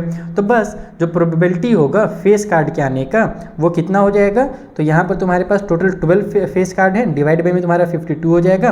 कैंसिल हो रहा है, कैंसिल कर लो 4 के टेबल से, देखो 4 3 जा 12 हो रहा है, यहाँ पर 4 1 जा 4, 1 आगे गया तो 4 3 जा 12 बना देगा, अब तो कट हो नहीं रहा। सो 3/13 जो है ना वही है फेस कार्ड आने के चांसेस, यानी कि 13 में से 3 बार जो है वो फेस कार्ड आ सकते हैं। तो ये सेकेंड पार्ट हो गया कंप्लीट। जो तीसरा वाला है अब तुमसे इजीली बन जाएगा, क्योंकि यहाँ पर बोल रहे हैं रेड कलर का जो फेस कार्ड है वो हमारे आने के कितने चांसेस हैं। तो जैसे कि मैंने आपको बताया फेस कार्ड कौन कौन से होते हैं बता दिया मैंने। अब इसमें मैंने तुमको समझा दिया कि रेड कलर इसमें 2 किंग होगा, 2 क्वीन भी रेड कलर के होंगे और 2 जैक भी जो होगा वो रेड कलर का होगा। तो यहाँ पर हमारे पास 2 + 2 + 2 यानी कि टोटल 6 हमारे पास ऐसे फेस कार्ड होंगे जो कि रेड कलर के होंगे और 6 ऐसे ब्लैक कलर के होंगे। ठीक है, तो यहाँ पर आपका जो प्रोबेबिलिटी निकल करके आएगा रेड कलर का फेस कार्ड का वो क्या होगा, तो टोटल 6 रेड कलर वाले हैं और नीचे में टोटल नंबर ऑफ कार्ड 52 है। दोनों को कट कर लो, किससे कट हो रहा है, 3 से जा रहा है क्या, नहीं 3 से तो नहीं जा रहा है, 2 से लेकिन जा रहा है। 2 का टेबल में 2 3 जा 6 और 2 का टेबल में 26 टाइम पे 52 आता है, तो 3 में 26 is the probability of getting a red face card. तो ये हो गया थर्ड क्वेश्चन कंप्लीट। जो चौथा क्वेश्चन है वो थोड़ा सा इंटरेस्टिंग है। यहाँ पर बोल रहे हैं द जैक ऑफ हार्ट, यानी कि जो हार्ट वाला जैक होगा वो कितना होगा। देखो जो जैक होता है ना वो 4 तो होते हैं, तुम लोगों को पता है, 2 होता है रेड का, 2 होता है ब्लैक का। अब जो कार्ड्स होते हैं अगर तुमने कभी देखा होगा ना तो उसमें कुछ कुछ सिंबल भी बने होते हैं। कहीं पे तुम देखना एक पत्ते की तरह निशान बने रहता है, एक में दिल बने हुए रहता है, एक में पान का जो पत्ता होता है उस टाइप से निशान होगा, फिर एक में तुम्हारा वो क्या बोलते हैं डायमंड का शेप बना रहता है। तो इस टाइप से शेप बने हुए रहते हैं। तो 4 अलग अलग शेप होते हैं सभी कार्ड्स के। तो यहाँ पर जो हार्ट वाला शेप होता है ना जैक के लिए वो केवल एक होता है। ठीक है, सभी के चारों के अलग अलग होते हैं। तो हार्ट वाला कितना है, टोटल 1 है। तो यहाँ पर तुम लिखोगे 1, यानी कि जो जैक वाला हार्ट है वो हमारे पास 1 है, यानी कि जो प्रोबेबिलिटी भी होगा इस जैक वाले हार्ट के आने की, है ना, हार्ट वाले जैक आने का। तो नीचे में तुम्हारा 52 टोटल कार्ड्स है और उस 52 में एक ही कार्ड ऐसा है जो कि जैक वाला हार्ट वाला है, तो ऊपर में 1/52 हो जाएगा। तो इस तरीके से तुम्हारा प्रोबेबिलिटी जो है 1/52 बन के आएगा। तो पांचवें लेम बोल रहा है कि बताइए स्पेड आने के कितने चांसेस हैं, प्रोबेबिलिटी। स्पेड जो इस तरीके से सिंबल रहता है ना, थोड़ा सा मैंने खराबी बनाया है, थोड़ा सा और खूबसूरत दिखता है, तो इस वाले के बारे में पूछ रहा था। तो ये कितने होते हैं पहले तो आपको ये पता होना चाहिए। तो देखो 10 ऐसे हमारे पास कार्ड्स होते हैं टोटल 52 में से, जिसमें आपके स्पेड बने रहेंगे। एक में पहला वाला कार्ड में 1 स्पेड बनेगा, दूसरे कार्ड में 2 स्पेड बनेगा, तीसरे कार्ड में 3 स्पेड बने हुए रहेंगे, इस टाइप से रहता है। ठीक है, तो स्पेड वाले केवल 10 कार्ड होंगे, लेकिन साथ ही साथ जब आप किंग में देखोगे तो किंग में भी एक स्पेड वाला किंग रहता है, क्वीन में भी एक स्पेड वाला इस टाइप से वाला क्वीन रहती है, और जैक में भी जैसे रहता है कि एक हार्ट वाला रहता है ना, वैसे एक इस वाला स्पेड वाला भी एक जैक होता है। तो 3 वो हो गए स्पेड, और 10 ठो जो ब्लैंक ब्लैंक होते हैं जो बिना किंग वाला, बिना क्वीन वाला और बिना जैक वाला जो होते हैं वो 3, 10 ठो, और ये 3 ठो ये वाले। तो 10 और 3 मिलाकर के टोटल जो स्पेड वाले कार्ड्स होते हैं वो हमारे पास टोटल 13 होते हैं। यानी कि यहाँ पर जो प्रोबेबिलिटी होगी वो होगी 13 डिवाइड बाई में 52, यानी कि 13 1 जा 13 और 13 4 जा 52। तो 1 बाई में 4 जो है ये चांस होगा स्पेड वाले कार्ड्स का। समझ में आ गया ना, स्पेड किसको बोलते हैं। अब बढ़ते हैं लास्ट वाले के पास और उसे समझते हैं। सो अभी से जितने भी तुमने क्वेश्चन बनाए हैं ना, लास्ट वाला तुम लोग अब खुद से ही बना सकते हो। इसमें बोल रहा है कि क्वीन ऑफ डायमंड्स के जो निकलने के चांसेस है वो कितने हैं। तो मैंने अभी तक आपको जो समझाया बेसिक जल्दी से रिवीजन करा देता हूँ। क्वीन भी जो होगी वो 4 ठो होगी, 2 ब्लैक कलर की होगी, 2 रेड कलर की होगी। चारों में अलग अलग सिंबल बने हुए रहेंगे, किसी में दिल बना हुआ रहेगा जिसको हम लोग हार्ट बोलते हैं, फिर एक डायमंड जो मैंने शेप बताया, फिर एक स्पेड होता है, और एक वही वो फूल वाला होता है, उसको नहीं पता क्या बोलते हैं, भूल जा रहा हूँ उसका नाम में। ठीक है, इस तरीके से सिंबल होता है, ऐसे करके ना, ऐसे ऐसे ऐसे इसी पेड़ टाइप से बना रहता है। चलो हटा उसको। तो क्वीन ऑफ डायमंड जो होगी वो भी क्या होगी, एक होगी। जैसे हार्ट वाला डायमंड हार्ट वाला जो जैक था वो एक था ना हमारा क्वेश्चन में 4th में, वैसे डायमंड वाली जो क्वीन होगी वो भी केवल एक ही होगी। तो यहाँ पर भी जो प्रोबेबिलिटी होगा सेम उसी तरीके से 1 डिवाइड बाई में 52 हो जाएगा। तो इन क्वेश्चन को बनाने के तुमको कार्ड्स के बारे में जानना जरूरी है। अगर कार्ड्स के बारे में जानोगे जो कि बहुत ईजिली तुमको पता चल जाएगा, जितना मैंने समझाया है ना तुमको, अगर उतना भी समझ में आ गया होगा तुम लोग बहुत आराम से इसको बना सकते हो। ठीक है, तो ये हो गया तुम्हारा 14th क्वेश्चन। चलो जो 15th वाला है उससे बनाते हैं। तो देखो जो अगला क्वेश्चन है थोड़ा जो ना क्या बोलते हैं उसको, ट्रिकी टाइप से जो क्वेश्चन बोलते हैं ना, बुड़बक बनाने वाला क्वेश्चन, वो वाला क्वेश्चन है। यहाँ पर साफ साफ लिख रहा है 5 कार्ड्स हैं, लेकिन बच्चे लोग कंफ्यूज कहाँ पे होते हैं, द 10 में होते हैं कि भैया द 10 यानी कि 10 तो ये हो गए, जैक 11, ये 12, किंग 13 और एस ऑफ डायमंड 14। तो टोटल 14 कार्ड वो समझ लेते हैं, लेकिन ऐसा नहीं है। हमसे सिंपली बोला कि 5 कार्ड हैं। द 10 जो है वो एक कार्ड होता है जो हमारे पास डायमंड बन टाइप से शेप रहेगा, और उसमें टोटल 10 तो डायमंड बने रहते हैं, उसको द 10 कार्ड बोला जाता है। ठीक है, तो एक ये कार्ड है, एक जैक वाला, एक क्वीन वाला, एक किंग वाला, और एस ऑफ डायमंड वाला एक, यानी कि भाई डायमंड का एक सिंबल जो रहेगा ना उसको एस ऑफ डायमंड कहते हैं। तो इस तरीके से टोटल 5 कार्ड्स हैं, उनको मिला दिया गया है, विद देयर फेस डाउनवर्ड्स, उल्टा कर दिया गया, छुपा दिया गया है। तो 1 card is then pick up at random, एक कार्ड को पिक किया जाता है रैंडमली। अब इसमें पूछ रहे हैं हमसे क्वेश्चन क्या है कि what is the probability that the card is queen. तो उस कार्ड के क्वीन होने के कितने चांसेस है। तो एकदम सिंपल सा ये क्वेश्चन। तो टोटल 5 कार्ड हैं और उस 5 में से क्वीन जो है वो केवल एक ही है ना, तो डिवाइड बाई 5 लिखोगे और ऊपर में 1 लिख दोगे, तो 1/5 जो होगा इसका आंसर हो जाएगा। उसी तरीके से सेकंड वाले में बोल रहा है कि if the queen is drawn and put aside, यानी कि हमने क्वीन को निकाल लिया और हटा दिया। अब बचे कितने तुम्हारे पास, अब 4 बचे हैं। ध्यान रखना, साफ से बोला है कि क्वीन को निकाल करके साइड में रख दिया जा रहा है। तो अब बताओ what is the probability that the second card pick up is an S या फिर एक क्वीन होगी। तो बहुत सिंपल सा सवाल है, एस होने के कितने चांसेस है। तो एस भी हमारे पास कितना है, केवल एक ही है। तो सिंपल है, वहाँ पर 1 डिवाइड बाई में 4 हो जाएगा, क्योंकि 4 ही कार्ड अब बचे हुए हैं। और क्वीन के होने के कितने चांसेस हैं, तो भैया क्वीन को तो हमने निकाल के हटा दिया है, तो क्वीन के होने के 0 डिवाइड बाई 4 हो जाएगा, जो कि 0 आ जाएगा। तो इस तरीके से इसको सॉल्व करना। चलो मैं कॉपी में लिख के बता देता हूँ ताकि तुमको अच्छे समझ में आ जाए। तो देखो पहला जो क्वेश्चन था जहाँ पर हमसे टोटल नंबर बताया था कार्ड का 5 है, क्वीन के आने कितने चांसेस हैं, तो वही नीचे में 5 लिखो, ऊपर में एक क्वीन है तो 1 लिख दो, तो 1/5 जो होगा क्वीन के चांस होंगे। ये फर्स्ट पार्ट बना। सेकेंड वाले पार्ट में क्या हुआ है कि अब जो है टोटल नंबर ऑफ कार्ड वो चेंज हो गया है। टोटल नंबर ऑफ कार्ड्स अब कम हो गए, क्योंकि क्वीन को निकाल करके साइड में हटा दिया गया है। तो अब जो हमारे पास 4 कार्ड बचे हुए हैं। तो पहला जो उसका फर्स्ट पार्ट था, यानी पहला वाला ए वाला जो लिखा हुआ था, एक एस आने के कितने चांसेस हैं। तो एस आने के कितने चांसेस हैं, तो नीचे में 4 लिखोगे इस बार, और एस हमारे पास केवल 1 था तो यहाँ पर 1 लिख दोगे, 1/4 हमारा एस हो जाएगा। और उसी तरीके से बी वाले में पूछा था कि प्रोबेबिलिटी कितना होगा कि एक क्वीन आ जाए। तो ये तो बुड़बक बनाने वाला बात हो गया, क्योंकि क्वीन को तो हम लोग बाहर निकाल चुके हैं, तो अब तो क्वीन आ ही नहीं सकती। 4 तो जो बचे उसमें क्वीन है ही नहीं, तो नीचे में 4 लिखोगे और ऊपर में 0 लिख दोगे, तो ये 0 हो जाएगा। क्वीन आने का जो प्रोबेबिलिटी है वो 0 है, एक इम्पॉसिबल इवेंट है ये। तो इस तरीके से तुम्हारा 15th वाला क्वेश्चन भी खत्म होगा। तो देखो जो हमारा 16th वाला क्वेश्चन है वो भी सिंपल है। इसमें बोल रहा है कि 12th हमारे पास डिफेक्टिव पेन्स थे जो कि एक्सीडेंटली मिक्स हो गए हैं 132 गुड वंस के साथ, यानी कि हमारे पास 132 अच्छे वाले पेन थे और 12 खराब पेन थे, दोनों अलग अलग थे, लेकिन हमने क्या किया, गलती से उन दोनों को आपस में मिला दिया है।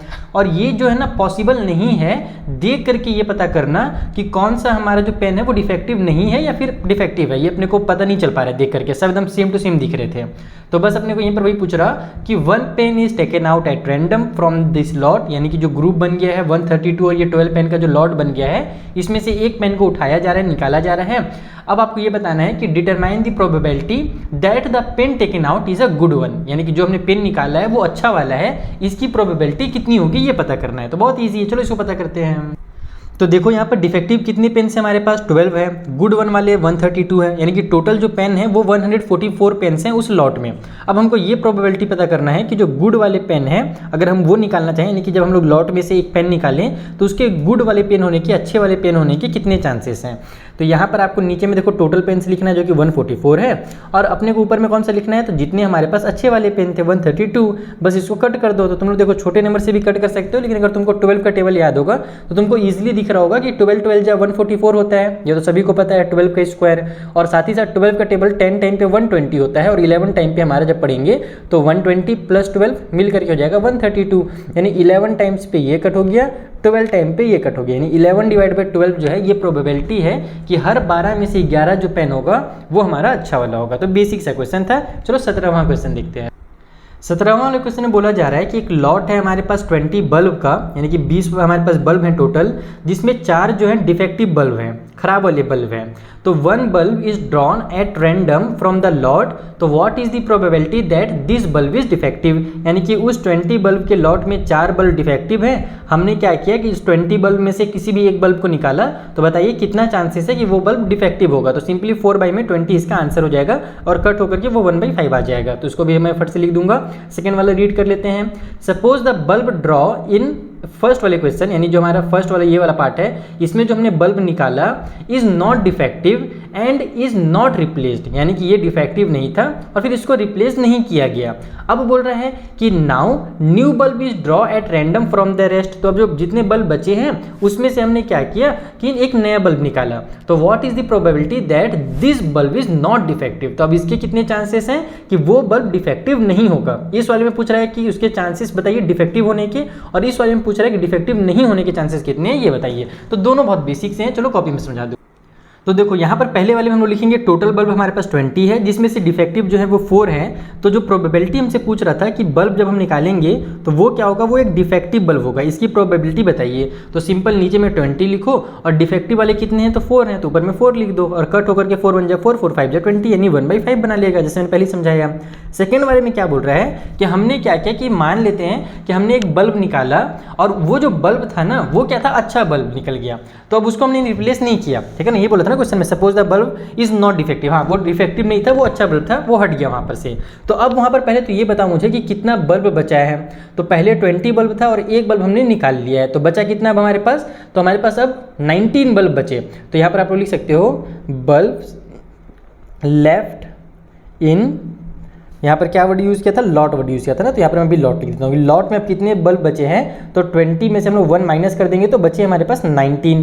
अब इस 19 में हमसे पूछ रहा है कि क्या प्रोबेबिलिटी है हमारे नॉन डिफेक्टिव होने की, यानी जब हम बल्ब निकालें तो वो नॉन डिफेक्टिव हो, इसकी कितनी गारंटी है, इसकी कितनी प्रोबेबिलिटी है। तो हमको ये पता होना जरूरी है पहले कि वो वहाँ पर कितने नॉन डिफेक्टिव बल्ब हैं। तो देखो पहले हमारे पास 4 डिफेक्टिव बल्ब थे, और अभी भी जब हमने एक बल्ब निकाला तो उसमें से भी हमारा डिफेक्टिव वाला नहीं निकला, अच्छा वाला बल्ब निकल करके चला गया, यानी अभी भी वहाँ पर 4 डिफेक्टिव बल्ब बचे हुए हैं। जैसे पहले 20 में से 4 डिफेक्टिव थे, अब जो 19 बचे हैं उसमें से 4 डिफेक्टिव हैं, तो जो नॉन डिफेक्टिव होंगे वो कितने होंगे। तो सिंपल है, अगर हमको डिफेक्टिव का पता है कि डिफेक्टिव 4 है, तो टोटल हमारे पास 19 है, तो 19 में से 4 को माइनस कर देंगे खराब वाले को, तो बचेगा 15, यानी कि 15 हमारे पास अच्छे बल्ब हैं। तो जो प्रोबेबिलिटी होगा हमारे पास नॉन वाले डिफेक्टिव बल्ब का, नॉन डिफेक्टिव बल्ब निकलने का, वो कितना हो जाएगा, तो नीचे में इस बार 19 लिखो क्योंकि एक बल्ब हट चुका है, और ऊपर में 15 लिखोगे क्योंकि 15 अभी भी हमारे पास अच्छे बल्ब है, ये कट नहीं हो रहा है, तो यही फाइनल आंसर हो जाएगा। तो इस तरीके से तुम्हारा 17 वाला क्वेश्चन बनेगा।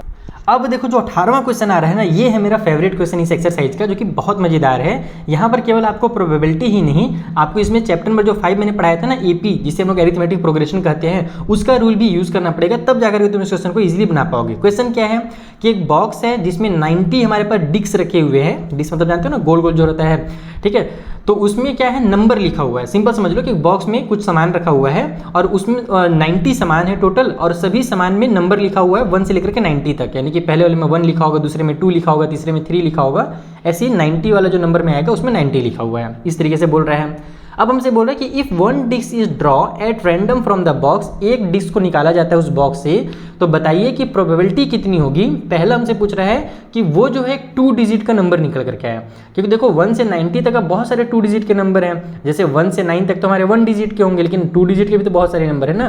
तो 2 डिजिट के कितने नंबर्स हैं, तो इसको तुम लोग देखो बेसिक तरीके से अगर बनाओगे तो नंबर तुम्हारा काट दिया जाएगा, क्योंकि इसमें जो आगे भी तुमको क्वेश्चन दे रहा है उसमें भी यही बोल रहा है कि एक परफेक्ट स्क्वायर नंबर होना चाहिए। तो हम लोग को स्क्वायर नंबर भी पता करना पड़ेगा। जैसे तुम इसको तो इजीली पता कर सकते हो कि हमारे पास 2 डिजिट नंबर कितने हैं, तो भैया 1 से लेकर के 90 तक तुम अपने दिमाग में लिखोगे, फिर देखोगे 1 से 9 तक तो हमारा ये 1 डिजिट का है, 10 से लेकर के 90 तक टोटल हमारे पास कितने हो जाएंगे, टोटल हमारे पास 81 नंबर्स हो जाएंगे। ठीक है, तो 81 नंबर्स जो हैं वो हमारे 2 डिजिट के हैं। तो वैसे तुम दिमाग में कर सकते हो, लेकिन वैसे करना नहीं। कैसे करना, चलो मैं कॉपी में समझाता हूँ। तो देखो इस तरीके से लिखोगे तुम लोग कि टोटल हमारे पास 90 डिस्क हैं। अब 2 डिजिट के जो नंबर हैं जो 1 से 90 के बीच में आते हैं वो कौन होते हैं, तो 10 से स्टार्ट होता है 2 डिजिट, 10 होगा, फिर 11 होगा, फिर 12 होगा, ऐसे ही चलते चला जाएगा। और लास्ट में 90 भी जो है हमारा वो भी क्या होगा, 2 डिजिट का नंबर होगा। ठीक है, तो ये सभी हमारे 2 डिजिट के नंबर है। अब हमको ये पता करना है कि 10 से लेकर के 90 के बीच में टोटल हमारे कितने 2 डिजिट्स के नंबर हैं। तो इसको काउंटिंग करके नहीं करना है, इसमें एपी का यूज़ करना है, क्योंकि देखो ये एक एपी बन जा रहा है, एक एरिथमेटिक प्रोग्रेशन बन जा रहा है, जिसमें हमको लास्ट वाला टर्म जो है वो पता है। तो सिंपल हम क्या करेंगे, यहाँ पे जो a है ना, ये हमारा AP बन जा रहा है, जहां पर a की जो वैल्यू है वो 10 है। कॉमन डिफरेंस जिसको हम लोग d बोलते हैं उसकी वैल्यू कितनी है, तो 11 - 10 = 1 हो जाएगी। और हमारा जो लास्ट वाला टर्म है, यानी कि जिसको हम लोग को पता करना है कि ये कौन से नंबर पे आ रहा है, ये जो 90 है ये इस वाले AP में किस नंबर पे पहुंच रहा है, तो उसको हम लोग क्या बोलते हैं, an बोलते हैं। तो an की वैल्यू हमारे पास 90 है। हम क्या जानते हैं कि फॉर्मूला क्या होता है, an = a प्लस में n-1d, ये हमारा फॉर्मूला होता है किसी भी AP में कोई भी टर्म पता करने के लिए। तो हमको देखो 90, ये वाला an का वैल्यू पहले से पता था, यहाँ पर हम लोग 90 करेंगे, a के बदले में 10 रखेंगे, फिर प्लस में n-1, इसी n का जरूरत है अपने को, यही पता करना है कि टोटल कितने नंबर्स हैं, यानी ये जो 90 आ रहा है वो कौन से नंबर पे आ रहा है, उसको ही n बोला जाता है। और मल्टीप्लाई d यानी कि 1 हो जाएगा। तो ये तो सॉल्व हो जाएगा, ये हो जाएगा 90। आप लोग चाहो तो इसको इधर ला सकते हो, क्योंकि हमारे पास इधर आकर के माइनस हो जाएगा, इक्वल के उस साइड में 1 से जब मल्टीप्लाई होगा तो n-1 ही रहेगा, क्योंकि 1 से कुछ मल्टीप्लाई होकर चेंज होने वाला है नहीं। तो ये 80 हो जाएगा, और ये जो 1 है माइनस वाला इधर आकर के प्लस का 1 होगा, और इक्वल के उस साइड में केवल 9 बच जाएगा, सॉरी n बच जाएगा। तो ये बन गया तुम्हारा 81, यानी कि n की जो वैल्यू है वो हमारी 81 होकर के आ जाएगी। तो इस तरीके से तुमको ये पता चल गया कि 2 डिजिट के जो नंबर्स हैं 1 से 90 के बीच में वो टोटल कितने हैं, तो वो टोटल 81 नंबर्स हैं। अब यहाँ पर जो प्रोबेबिलिटी होगा, प्रोबेबिलिटी में से क्या बोला था कि getting 2 digit number, probability of getting 2 digit number, इसका प्रोबेबिलिटी निकालने के लिए सिंपल टोटल कितने नंबर्स हैं, टोटल 90 नंबर्स हैं 1 से 90 तक, और 2 डिजिट के टोटल 81 नंबर्स हैं, तो 81 / 90, और ये 9 से कट भी हो रहा है, 9 के टेबल में 9 9 जा और 9 10 जा होता है, यानी 9 / 10 जो है ये प्रोबेबिलिटी है कि हमारा जो नंबर निकलेगा वो एक 2 डिजिट का नंबर होगा। तो इस तरीके से तुमको पहला वाला क्वेश्चन बनाना था। सिमिलरली तुम्हारा जो सेकंड वाला क्वेश्चन है उसको भी तुम लोग इसी तरीके से बना सकते हो, नहीं तो उसका एक और आसान तरीका, चलो वो समझाता हूँ। अब देखो हमसे सेकंड वाले में बोल रहा है कि परफेक्ट स्क्वायर बताइए कि परफेक्ट स्क्वायर निकलने का कितने चांसेस हैं। तो अगर मैं इसमें ये चेक करूँ कि परफेक्ट स्क्वायर कौन कौन सा नंबर होता है, तो 1 का स्क्वायर 1 होता है, 2 का स्क्वायर 4 होता है, 3 का स्क्वायर 9 होता है, 4 का स्क्वायर 16 होता है। अगर मैं ये सोचूं कि ये AP से बनेगा तो नहीं बनेगा, क्योंकि AP में हमारा जो कॉमन डिफरेंस होता है वो सब जगह सेम होता है, लेकिन 1, 4, 9 और 16 के बीच में तुम डिफरेंस देखो अलग लगा रहा है। 4 और 1 के बीच में 3 का डिफरेंस है, 9 और 4 के बीच में 5 का डिफरेंस है, 16 और 9 के बीच में 7 का डिफरेंस है, तो हर बार अलग अलग नंबर आ जा रहा है, यानी कि AP से नहीं बनेगा। तो हमको क्या करना पड़ेगा, फाइंड करना पड़ेगा। तो इसके लिए तुम लोग बहुत ईजिली कर सकते हो, कोई मुश्किल काम नहीं है। 9 तक के बस स्क्वायर निकालो, 9 का 8 तक के स्क्वायर निकालो, तुम्हारा काम हो जाएगा। जैसे देखो क्या करना है, 1 का स्क्वायर 1 होता है, ठीक है, यानी कि परफेक्ट स्क्वायर 1 हो गया। उस तरीके से 2 का जो स्क्वायर है वो 4 होता है, 3 का जो परफेक्ट स्क्वायर है वो 9 होता है, 4 का जो है परफेक्ट स्क्वायर 16 होता है, 5 का जो है परफेक्ट स्क्वायर 25 हो जाएगा, 6 का परफेक्ट स्क्वायर हमारा 36 हो जाएगा, 7 का परफेक्ट स्क्वायर हमारा 49 हो जाएगा, 8 का परफेक्ट स्क्वायर हमारा 64 हो जाएगा, 8 8 64, और 9 का भी स्क्वायर कर दो जो कि हमारा 81 हो जाएगा। अब 10 का करूँगा तो वो 100 हो जाएगा, जो कि इससे आगे निकल जा रहा है। तो यानी कि टोटल हमारे पास 1 2 3 4 5 6 7 8 9, हमारे पास ऐसे 9 नंबर्स हैं जो परफेक्ट स्क्वायर है 1 से 90 के बीच में आते हुए। तो हम लोग यहाँ पे लिखेंगे कि टोटल हमारे पास 9 नंबर्स हैं, ठीक है। ये जो नंबर्स मैंने लिखे ये टोटल 9 नंबर्स निकल करके आ रहे हैं जो 1 से 90 के बीच में है, और वो परफेक्ट स्क्वायर भी है, ठीक है। तो बस यहाँ पर जो प्रोबेबिलिटी निकल करके आएगा, प्रोबेबिलिटी ऑफ परफेक्ट स्क्वायर वाला, वो हो जाएगा 9 / 90, क्योंकि हमारे पास टोटल 90 नंबर्स थे, और ऊपर में 9 हमने क्यों लिखा, जो परफेक्ट स्क्वायर थे उनको कट हो जा रहा है, 9 1 जा 9 और 9 10 जा 90, यानी 1 / 10 चांसेस है, यानी 10 में से एक बार का प्रोबेबिलिटी है कि हम लोग जब नंबर निकालेंगे तो वो एक परफेक्ट स्क्वायर निकलेगा। थर्ड वाले में बोल रहा है कि जब हम नंबर निकालें तो एक ऐसा नंबर निकले जो 5 से डिविजिबल हो, इसकी कितनी प्रोबेबिलिटी है। तो इसको भी तुम दो तरीके से बना सकते हो। पहला तरीका तो यही वाला है जो बच्चों वाला भी मैंने दिखाया तुमको पिछले वाले क्वेश्चन में कि तुम डायरेक्ट स्क्वायर निकाल लो। उसी तरीके से यहाँ पर तुम टेबल लिख लो, 5 का टेबल लिखते जाओ, 5 1 जा 5, 5 2 जा 10, फिर 15 है ना, टोटल 50 तक हमारा 10 नंबर हो जाएगा, फिर 55 भी 11वां नंबर होगा, 60 12वां नंबर होगा। तो ऐसे तुमको पता चल जाएगा कि टोटल कितने नंबर्स हैं हमारे 1 से 90 के बीच में जो 5 से डिविजिबल है। और दूसरा तरीका क्या है, वही AP वाला, उसी को मैं यहाँ पर भी यूज़ करूँगा। जैसे हमारे पास 5 होगा पहला नंबर, दूसरा 10 होगा, तीसरा 15 होगा, और ऐसे चलते चलते लास्ट में जो 90 है वो भी हमारा 5 से डिविजिबल होता है क्योंकि लास्ट में 0 है। तो हमको यही देखना है कि इस बार जो 90 है वो कौन से नंबर में आ रही है इस AP में। तो A की वैल्यू 5 हो गई, कॉमन डिफरेंस जो है वो भी 5 है, 10 में से 5 माइनस करोगे तो 5 आ जाएगा, और AN की जो वैल्यू वो हमारी 90 है। तो सिंपली फिर हम लोग फॉर्मूला लगा देंगे AN equal to A plus में n-1 D वाला। तो AN हमारे पास 90 हो गया, A हमारे पास 5 है, प्लस में n-1 और D की वैल्यू भी 5 है। इसको अगर मैं इधर लेकर के आता हूँ तो हमारे पास या फिर नहीं लेके आता हूँ, हटाओ उसको, ये हो जाएगा 90 इक्वल टू 5 प्लस में 5n हो जाएगा ये, और 5 माइनस में 5 हो जाएगा। तो ये प्लस 5 माइनस 5 कैंसिल हो जाएगा, इसलिए मैंने ट्रांसफर नहीं किया। अब यहाँ पर से हम लोग को n की वैल्यू चाहिए तो 5 को ट्रांसफर कर दो, तो 90 divide by 5 equal to n हो जाएगा। कट करोगे तो 5 1 जा 5 बचेगा हमारे पास कितना 4, वो 4 आगे जाकर 40 बना देगा, तो 5 8 जा 40, यानी n की वैल्यू हो गई 18। यानी कि तुम लोग जब अगर नंबर लिखोगे भी ना 5 10 15 करके फिर 20 25 ऐसे लिखना भी चाहो तो तुम लोग देखना वहाँ पर जब काउंट करोगे तो टोटल तुमको 18 नंबर्स मिलेंगे जो हमारे 5 से डिविजिबल होंगे इन दोनों नंबर के बीच में, यानी 1 से लेकर के 90 के बीच में। तो जो प्रोबेबिलिटी निकल करके आ रहा है इस बार वो कितना निकल कर क्या जा रहा है, तो प्रोबेबिलिटी हमारे पास हो जाएगा 18। टोटल जो 5 से डिविजिबल है वो 18 नंबर है, तो 18 डिवाइड बाई में 90, दोनों 9 से कट हो रहे हैं, 9 2 जा, और ये हो जाएगा हमारे पास 9 के टेबल में 10 टाइम पे। अच्छा ये तो 18 से भी कट रहा था, चलो हटा कोई बात नहीं, 2 1 जा 2 और 2 के टेबल में 5 टाइम पे। तो यानी 1 डिवाइड बाई 5 जो है वो हमारा फाइनल आंसर हो जाएगा क्वेश्चन नंबर 3 के लिए। तो इसीलिए मुझे क्वेश्चन नंबर 18 थोड़ा पसंद है क्योंकि यहाँ पर केवल बच्चों का खेल नहीं है, फटाफट तुम प्रोबेबिलिटी नहीं निकाल सकते, तुमको ये भी पता करना पड़ेगा, n की वैल्यू पता करनी पड़ेगी। चलो आगे के जो क्वेश्चन है फटाफट इन्हें भी बना लेते हैं। अगला वाला क्वेश्चन और ज़्यादा आसान कर दिया है। इसमें बोल रहा है कि एक बच्चे के पास एक पासा है, डाइस है, जो जिसके 6 फेसेस हैं। जैसे कि मैंने पहले भी समझाया तुमको, पासे में 6 फेसेस होते हैं। So the letters as given below, और उसके जो 6 फेसेस हैं ना उसमें 1 2 3 4 5 6 नहीं लिखा हुआ लूडो की तरह, उसमें ABCD लिखा हुआ है, लेकिन ABCDE के बाद F नहीं आ रहा है, फिर से A आ जा रहा है, यानी कि हमारे पास 2 बार A आ रहा है ना, ये ध्यान रखना, गड़बड़ नहीं करना। तो हमसे बोल रहा हूँ कि the dice throw once, what is probability of getting A और what is probability of getting D, यानी A के आने कितने चांसेस और D के आने कितने चांसेस हैं। तो टोटल देखो 1 2 3 4 5 6, टोटल 6 लेटर्स हैं, तो हम फटाफट इसको बनाते हैं ना, इस पर टाइम वेस्ट बिल्कुल नहीं करना। टोटल जो यहाँ पर हमारे पास लेटर्स निकल करके आ रहे हैं है ना, वो कितने हैं, तो टोटल इस तरीके से लिखोगे पहले, टोटल लेटर्स इक्वल टू हमारे पास 6 लेटर हैं। अब हमसे पूछ रहे हैं कि A के आने के कितने चांसेस हैं, तो A कितने बार आया है, 2 बार उसमें है डाइस में, तो यहाँ पर प्रोबेबिलिटी ऑफ गेटिंग A के निकलने के जो चांसेस हैं वो 2 डिवाइड बाई 6 हो जाएगा, नीचे में टोटल और ऊपर में जितने बार भी A था वो वाला नंबर, तो 2 1 जा 2 और 2 के टेबल में 3 टाइम पे हमारा 6 आ जाएगा, तो 1/3 जो है वो A के आने के चांसेस हैं। उसी तरीके से बोल रहे हैं कि D के आने का कितने चांसेस हैं, तो probability of D equal to लिखोगे, नीचे में वही 6 लिखोगे, और D एक ही बार है, तुमको वहाँ पे देख रहे हो जैसे लिखा हुआ है ABCD में एक ही बार D आया है, तो ऊपर में बस 1 कर दो, तो 1/6 होगा, वो D के आने का चांसेस होगा, और यही इसका फाइनल आंसर होगा। इसमें अब तुमको कुछ और दूसरा करने की जरूरत ही नहीं है। तो देखो ये जो 20 वाला क्वेश्चन है इसमें स्टार बना हुआ है, स्टार का मतलब होता है ऑप्शनल क्वेश्चन, लेकिन मुझे मजा आ रहा है आप लोगों को पढ़ाने में, इसलिए इसको भी मैं कंप्लीट करा ही देता हूँ। इसमें आप लोगों को क्या करना है, देखो इसमें साफ साफ लिखा भी नीचे में ना कि not from the examination point of view, यानी एग्जाम में नहीं आने वाला है, फिर भी एक बार सीख लो, मजा आएगा तुमको नया चीज़ सीखने में। तुम लोग स्कूल में अपना सीख ही भी बढ़ा सकते हो कि अरे मुझे ये क्वेश्चन आता है बनाने। तो इसमें क्या बोल रहा कि suppose you drop a die at random on a rectangular region so in the figure 14.6, यानी कि तुम्हारे पास एक पासा है, तुम उसको फेंक रहे हो एक रेक्टेंगुलर शेप के रीजन में, यानी इस रेक्टेंगुलर एरिया में फेंक रहे हो उसको।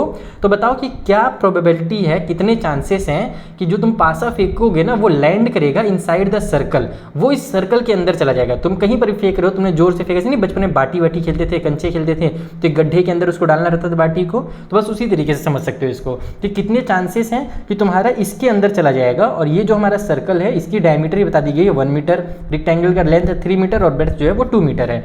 तो इसके लिए करना क्या है, इसके लिए सिंपली तुमको ये रेक्टेंगल जो है इसका एरिया निकाल लेना है और ये जो सर्कल है इसका एरिया निकाल लेना है, क्योंकि हम लोग इसी के एरिया के अंदर फेंक रहे हैं, ठीक है, रेक्टेंगल में ही नहीं फेंक रहे हैं। तो अब अपने को क्या करना है, प्रोबेबिलिटी निकालने के लिए हम लोग नीचे में लिखेंगे टोटल एरिया, यानी कि जो रेक्टेंगल का एरिया है वो टोटल एरिया है, तो नीचे में हम लोग टोटल एरिया डालेंगे और ऊपर में हमको सर्कल वाला एरिया केवल पता करना है कि हमारा जो डाइस है, जो पासा है, वो सर्कल में जाने के कितने चांसेस हैं। तो इसके लिए हम लोग क्या करेंगे, जो सर्कल का एरिया है उसको ऊपर में लिखेंगे और फिर तुम्हारा जो आंसर है वो निकल करके आ जाएगा। चलो कॉपी में समझाऊँ कैसे है। तो देखो सबसे पहले क्या करो, तुम लोग यहाँ पर एरिया ऑफ रेक्टेंगल निकाल लो, एरिया ऑफ रेक्टेंगल। तो रेक्टेंगल के एरिया के लिए लेंथ और ब्रेथ का मल्टीप्लाई करना रहता है, तो 3/2 जो हमारे पास 6 हो जाएगा, यानी 6 मीटर में दिया था ना, तो मीटर का स्क्वायर जो है वो हमारा एरिया हो जाएगा रेक्टेंगल वाले शेप का। ठीक है, अब उसके बाद क्या करो कि जो सर्कल है उसका एरिया निकालो। तो उसके लिए अपने को डायमीटर दिया हुआ है, डायमीटर ऑफ सर्कल वो कितना दिया हुआ है, वो 1 मीटर है। इसका मतलब जो हमारा रेडियस होगा वो कितना हो जाएगा, तो डायमीटर का जस्ट आधा रेडियस होता है, यानी कि 1/2 हो जाएगा। 1 का आधा 1/2 होता है, तुम इसको 0.5 भी लिख सकते हो, लेकिन कोई मतलब नहीं, 1/2 लिखो, खुश रहोगे। तो 1/2 मीटर हमारा रेडियस हो गया। तो जो एरिया निकल करके आएगा, एरिया ऑफ सर्कल, वो उसका फॉर्मूला क्या होता है, पाई आर का स्क्वायर, यानी पाई और मल्टीप्लाई में रेडियस का स्क्वायर हो जाता है। तो ये हो जाएगा तुम्हारा पाई, और इसको पाई को चेंज नहीं करने का, पाई के फॉर्म में ले आओ, रेडियस का स्क्वायर करना है, यानी कि 1/2 का स्क्वायर करना है। तो ये हो जाएगा तुम्हारा पाई, और 1 का स्क्वायर 1 हो जाएगा, तो पाई का 1 से मल्टीप्लाई होगा तो पाई आ जाएगा, और 2 का स्क्वायर तो 4 होता है, तो नीचे में 4 कर दो, पाई डिवाइड बाई 4 जो है वो एरिया ऑफ सर्कल हो गया। अब हमको यही पता करना था कि जो प्रोबेबिलिटी है सर्कल के अंदर गिरने की उस पासे की, उसके लिए हम लोग क्या करेंगे, नीचे में टोटल एरिया जो 6 है उसको लिखेंगे, और ऊपर में हमारा जो इसका पाई सर्कल वाला एरिया पाई डिवाइड बाई 4 उसको लिखेंगे। अब हम लोग को पता है कि कभी भी जब दो फ्रैक्शन डिवाइड होता है तो वो डिवाइड नहीं होता, एक्चुअल में वो मल्टीप्लाई होता है। और कैसे मल्टीप्लाई होता है, ये साइन मल्टीप्लाई में चेंज हो जाएगा, 6 के नीचे जो 1 छुपा है वो ऊपर आ जाएगा और 6 नीचे चला जाएगा, इस तरीके से रेसिप्रोकल हो जाता है। तो प्रोबेबिलिटी जो होगा वो हो जाएगा पाई 1 जब पाई, और नीचे में 6 4 जा 24, सॉरी 24 लिखना, तो मैं 62 का है लिख रहा हूँ, मेरा कहाँ ध्यान है भाई, क्या लिख दिया मैं, 62 क्यों किया, तो ये 24 हो जाएगा, सर ने 6 को देख के उतार दिया, तो ठीक है कोई बात नहीं, होता है। तो जो प्रोबेबिलिटी हो गया वो कितना हो गया हमारे पास, वो पाई डिवाइड बाई 24 हो गया। तो इस तरीके से तुम्हारा क्वेश्चन में 20 बनेगा। वैसे तो ये एग्जाम में नहीं आने वाला है, फिर भी तुमको आना चाहिए, ये सब बेसिक कॉन्सेप्ट है तुम्हारे यहाँ।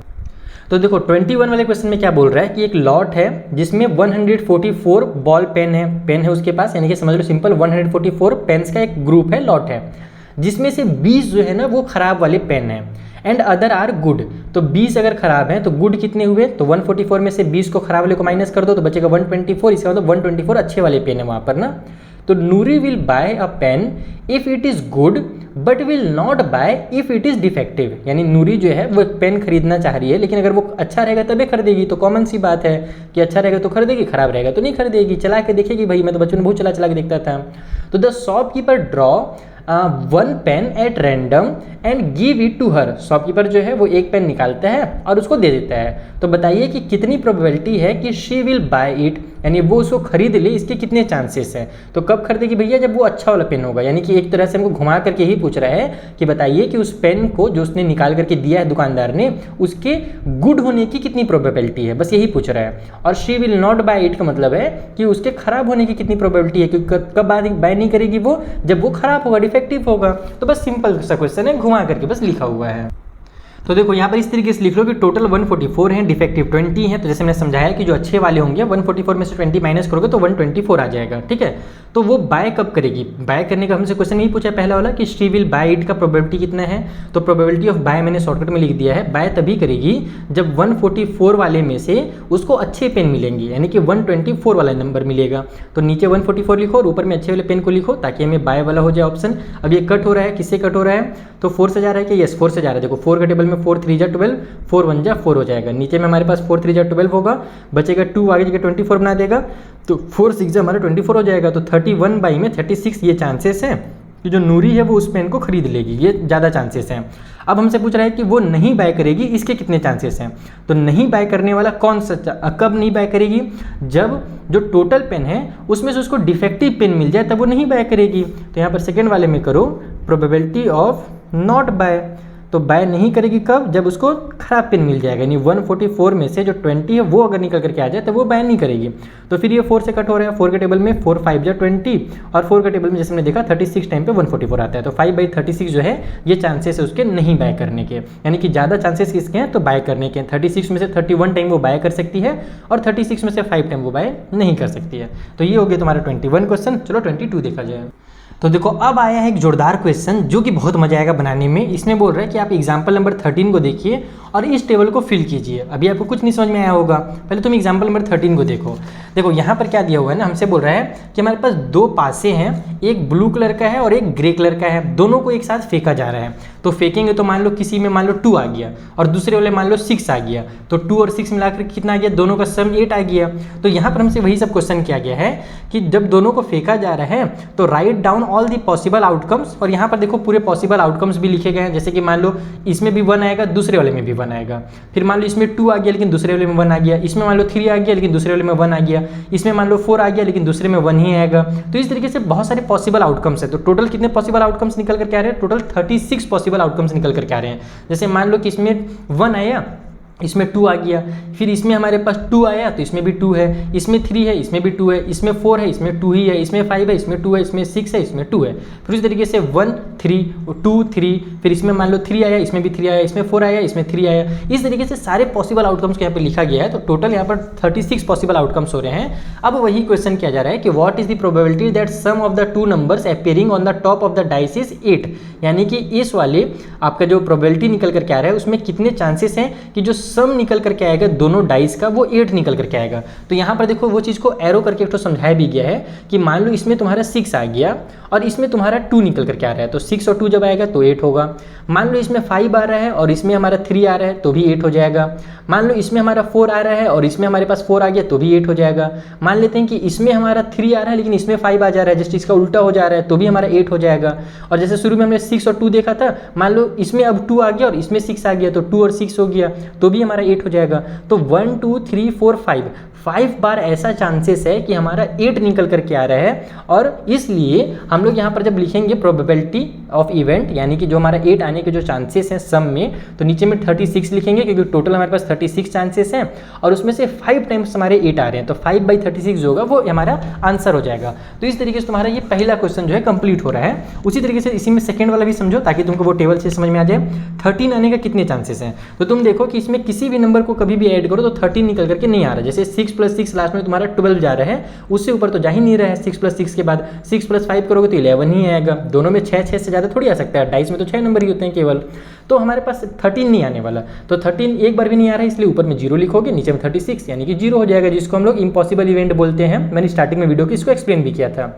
तीसरा बोल रहा है कि बताइए कितने चांसेस हैं कि जो हमारा नंबर है वो या तो इक्वल टू 12 आ जाए या तो 12 से कम आ जाए। तो भैया टोटल 36 बार जब हम लोग फेंक रहे हैं तो या तो मेरा 12 आएगा मैक्सिमम, 6 + 6 12 आएगा, या तो जो भी नंबर तुम देखो वो 12 से कम ही निकल करके आएगा। 3 + 2 5 आएगा, 3 + 3 6 आएगा, 4 + 3 7 आएगा। किसी भी नंबर को उठा करके देख लो वो या तो 12 है या तो 12 से कम है। जैसे ये वाला हमारा 12 निकल करके आ रहा है, बाकी सब 12 से कम है। तो जो टोटल 36 नंबर हैं वो सारे के सारे या तो 12 हैं या तो 12 से कम है ना। एक तो यानी कि 12 है और बाकी सब क्या है 12 से कम है। तो टोटल हमारे पास 36 में से 36 ऐसे नंबर हैं जो इस क्राइटेरिया को फुलफिल कर रहे हैं। तो 36 / 36 = 1 हो जाएगा। तो ये हमारा यहाँ पर एक एग्जाम्पल दिया था। अब इसी से हमको रिलेट करके इस क्वेश्चन को दिया है। जैसे कि हमसे क्या बोल रहे हैं कि हमारे पास 3 आ जाए, यानी कि हमारा जो सम निकल करके आ जाए। देखो सम ऑन 2 डाइस पे लिख भी दिया है ना, 3 मतलब कि एक डाइस में नहीं, दोनों डाइस में सम करके हमारा 3 आ जाए। तो 3 आने के कितने चांसेस, चलो देखते हैं इसमें 3 कहाँ पर आएगा हमारा। तो अगर हमारा 2 + 1 होगा तब 3 आएगा, या फिर 1 + 2 होगा तब 3 आएगा। उसके अलावा तो कहीं पर भी तुम देख लो, तुमको कहीं पर कोई भी ऑप्शन नहीं मिलेगा जिसमें तुमको 3 दिख रहा होगा। दिख रहा है क्या? अगर दिख रहा है तो जल्दी से मुझे कमेंट करके बताओ। मुझे तो नहीं दिख रहा है, बस 2 और 2 1 या 1 2 में 3 होता है। तो इसका मतलब हमारे पास 2 बार ऐसा चांसेस है कि जो सम है वो हमारा 3 हो जाए। तो 2 बार चांसेस हैं, तो हम लोग क्या करेंगे, नीचे में 36 और ऊपर में 2 लिखेंगे। तो 1/18 जो होगा वो आंसर हो जाएगा तुम्हारे इस वाले क्वेश्चन का। बुझा गया? तो इस तरीके से मैं डायरेक्ट यहीं पे आंसर कर दे रहा हूँ ना, इसको मैं बुक में कॉपी में नहीं लिख रहा हूँ, मैं डायरेक्ट यहाँ पर कर दे रहा हूँ ताकि टाइम बचे हमारे। फिर एक बार चलो यार कॉपी में लिखे देता हूँ। इतने सारे जब मैं नोट्स दूंगा तो एक नोट्स और जैसे ही है ना, थोड़ा सा मेहनत और कर ही लेता हूँ बच्चों के लिए। तो हमसे क्या बोला है कि प्रोबेबिलिटी ऑफ 3 है ना, सम मैं 3 लिख दे रहा हूँ, समझ जाना कि ये सम है। ये 3 क्या है? सम है दोनों डाइस का। तो हमारे पास 2 बार ऐसे हो रहे हैं चांसेस जहाँ पर 3 आ रहा है और डिवाइड में 36 हो जाएगा। कट करेंगे तो 2 1 जा 2 और 2 के टेबल में 18 टाइम पे 36, यानी 1/18 इस तरीके से आंसर आ जाएगा। उसी तरीके से अगर मैं सेकंड वाला तुम लोगों को दिखाऊं जिसमें हमसे क्या बोल रहा है 4 के लिए ना, 4 5 6 तक ही 11 तक गया पूरा। यहाँ पर देखो ये 4 है, 5 है, 6 है, इस तरीके से जाते जा रहा है। तो फटाफट देखते जाते हैं। 4 कब आएगा भैया? 4 तब आएगा जब हमारा या तो 3 + 1 हो या फिर हमारे पास 2 + 2 हो। ये भी हमारा 4 आ रहा है। इस वाले लाइन में देखो एक यहाँ पर आ रहा है 4, इस वाले में देखो तो ये हमारा 2 + 2 होगा तभी 4 होगा, ठीक है। इसमें देखो तो फिर से हमारे पास 3 + 1 होगा 4, तो ये हो गया 1 बार, ये हो गया 2 बार, ये हो गया हमारे पास 3 बार। अब इस वाले लाइन में आ रहा है क्या 4, तो नहीं इस बार तो नहीं आ रहा है। इसमें आ रहा है क्या 4, इसमें भी नहीं आ रहा है। इसमें आ रहा है क्या 4, तो इसमें भी नहीं आ रहा है। तो कहीं पर भी हमको 4 नहीं मिला, बस ये वाला एक 4 मिला, ये एक 4 मिला और ये 4 मिला। तो ऐसे ही सीधा सीधा ऐसे ही चलता है।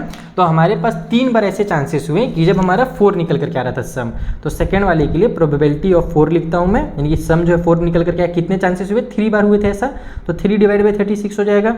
तो 3 के टेबल में ये कट हो जाएगा, 3 × 1 = 3 और 3 के टेबल में 3 × 1 = 3 और 3 × 2 = 6, यानी कि 12 हो गया। 1/12 जो है ये प्रोबेबिलिटी है हमारा 4 निकल करके आने का सम। थर्ड वाले में हमको 5 दिया हुआ है, ठीक है ना। इस टेबल में टेबल को भरते जाता हूँ, ये हमारा 1/12 हो गया। तो 5 निकल करके आने का चांसेस कितने बार है, चलो देखते हैं 5 निकल करने के चांस कितने बार हैं। तो कहाँ कहाँ पर 5 आएगा, पहले लाइन में देखो, पहले लाइन में 4 + 1 जो है ये 5 हो जाएगा, ठीक है, ये 5 हो गया। दूसरे वाले में हमारा 3 + 2 5 होगा, यहाँ पर 2 + 3 5 होगा और फिर से यहाँ पर 1 + 4 5 होगा। तो इस तरीके से 1 2 3 4 बार ऐसा हो रहा है जब हमारे पास ये जो है ना 5 जो सम है वो 5 निकल करके आ रहा है। जब ऐसे चला गया ना तो अब देखना तुमको नहीं मिलने वाला कहीं पर और 5, तो यानी कि 4 बार हमारा जो है वो निकल करके आ रहा है। तो प्रोबेबिलिटी ऑफ 5 = 4/36 हो जाएगा, यानी कि 4 × 1 = 4 और 4 × 9 = 36, 1 में हमारा 9 हो जाएगा। अब आगे बढ़ते हैं, फोर्थ वाला क्वेश्चन बनाते हैं। तुम लोग एक पैटर्न भी देख रहे होगे, 3 जो है वो 2/36 हुआ, 4 जो है वो 3/36 हुआ, 5 में 4 हुआ, यानी एक एक नंबर जो है यहाँ पर कम होते जा रहा है इसके कंपैरिजन में। यानी कि जब हम लोग प्रोबेबिलिटी ऑफ 6 निकालेंगे तो इसकी प्रोबेबिलिटी भी यहाँ पर है, जो पैटर्न बन रहा है उसके हिसाब से ये 5/36 होना चाहिए, पैटर्न के हिसाब से तो यही होना चाहिए। चलो एक बार चेक भी कर लेते हैं, क्रॉस चेक भी कर लेते हैं कि हमारा जो सम है वो 6 कितने बार हो रहा है। तो देखो 6 कब होगा, जब 5 + 1 होगा तब 6 होगा, फिर 4 + 2 होगा तब 6 होगा, तो यहाँ पर 1 ये 2 हो गया, फिर 3 + 3 भी 6 होता है तो ये 3 हो गया, फिर 2 + 4 भी 6 होता है तो ये 4 हो गया, फिर 1 + 5 भी 6 होता है तो ये 5 हो गया। तो टोटल 5 बार जो है वो हमारे पास 6 निकल करके आ रहा है। तो जैसे मैंने बताया ये एक पैटर्न चलते जा रहा है, तो इस तरीके से तुम्हारा ये 6 वाला 5/36 हो जाएगा। फिर हम लोगों को देखना है 7 वाला, तो 7 वाला भी देखो इसी पैटर्न में चलेगा, तो फटाफट तुम लोग जाकर चेक करते रहना, मैं एक ही चीज़ का बार बार बताते जाऊँ। तो 7 वाले के लिए तुम लोग को सिंपली 7/36 कर देना है, सॉरी 6/36, एक सेकेंड, 6/36 कर लेना है, तो 6 × 1 = 6, 6 × 36 हो जाएगा। फिर उसके बाद फिर हम लोग 8 वाला देखो पहले से दिया हुआ है, 8 वाले में 5/36 हो रहा है। अब यहाँ पर पैटर्न चेंज हो रहा है, यहाँ पर क्या हुआ था हमारे पास 2 3 4 5 6 6/36 इस तरीके से चल रहा था। अब हमारे पास जो 8th वाला है वो 5/36 हो गया, यानी कि जो अगला वाला है अब ये कम होते जाएगा। देखो इधर से हमारा बढ़ते जा रहा था, अब इधर से ये नीचे जाएगा, अब ये डिक्लाइन होगा, 5/36 हुआ ना, अब देखना ये 4/36 होगा। 9 वाले में 4/36 होगा, जैसे कि मैं दिखाता हूँ तुम लोगों को। 9 कब आता है, जब हम लोग 2 नंबर को ऐड करके 9 करें। जैसे कि तुम देखो इसमें कहीं पर हो रहा है क्या, तो इसमें तो नहीं हो रहा है, इसमें कहीं पर हो रहा है, तो हाँ यहाँ पर हमारा 6 + 3 9 होता है, तो ये एक बार हुआ। फिर 5 + 4 भी 9 होता है, 4 + 5 भी 9 होता है, 3 + 6 भी 9 होता है। तो 1 2 3 4 यानी कि 4 बार हम लोग देख रहे हैं कि हमारा जो सम है वो 9 निकल करके आ रहा है। तो यहाँ पर हमारे पास जो 6 नंबर का क्वेश्चन है, देखो 8 वाला तो दे दिया है बुक में ही, तो 8 वाला को मैं नहीं लिख रहा हूँ, सीधे मैं P9 को लिख दे रहा हूँ। तो वो हो जाएगा हमारा 4/36, और 4/36 का मतलब 4 × 1 = 4 और 4 × 9 = 36। तो इस तरीके से P9 निकल गया। चलो P10 और P11 जो है हमारे पास, प्रोबेबिलिटी ऑफ 10 और 11 वाला जो है ये तुम लोग बनाओ। ये तुम लोग को मैं छोटा सा होमवर्क दे करके जाता हूँ, ठीक है, देखता हूँ कि कौन कौन बच्चा बना पाता है। ये तुम्हारा छोटा सा होमवर्क का पैटर्न देख कर ही तुम लोग एकदम ईजिली बता सकते हो कि इसका आंसर कितना होने वाला है। अगर तुम लोगों को पैटर्न देखना आता होगा तो, नहीं आता होगा तो मैं तो कुछ नहीं कर सकता, फिर तो तुम्हें बुड़बक वाला लो। नहीं तो इतना आसान सा पैटर्न दिख रहा है, यहाँ तक हमारा चल रहा था ऊपर और फिर यहाँ से हमारा नीचे स्टार्ट हो गया, ठीक है। अब हमसे एक स्टूडेंट क्या बोल रहे हैं, यहाँ पर देखो एक स्टूडेंट आर्ग्यू करने लगा कि भैया जी हमसे बोल रहे हैं कि देयर आर 11 पॉसिबल आउटकम। हमारे पास टोटल 11 पॉसिबल आउटकम है, या तो 2 आ रहा है, या तो 3 आ रहा है, या तो 4 आ रहा है, या तो 5 आ रहा है। पॉसिबल आउटकम्स जो हैं वो टोटल 11 पीस हैं, एंड है ना, यानी कि 1 से लेकर के जब हम लोग देखें टोटल 12 नंबर तक था, तो 1 और 1 दोनों में आएगा तो 2 से स्टार्ट होगा, 1 तो आ नहीं सकता, या तो दोनों का सम 2 होगा या तो उससे ज़्यादा होगा, और मैक्सिमम 12 तक जाएगा। तो इस तरीके से टोटल 11 नंबर्स हो गए। तो इसलिए वो बोल रहा है कि therefore each of them has a probability of 1/11, इसलिए उनका जो प्रोबेबिलिटी है वो 1/11 होगा।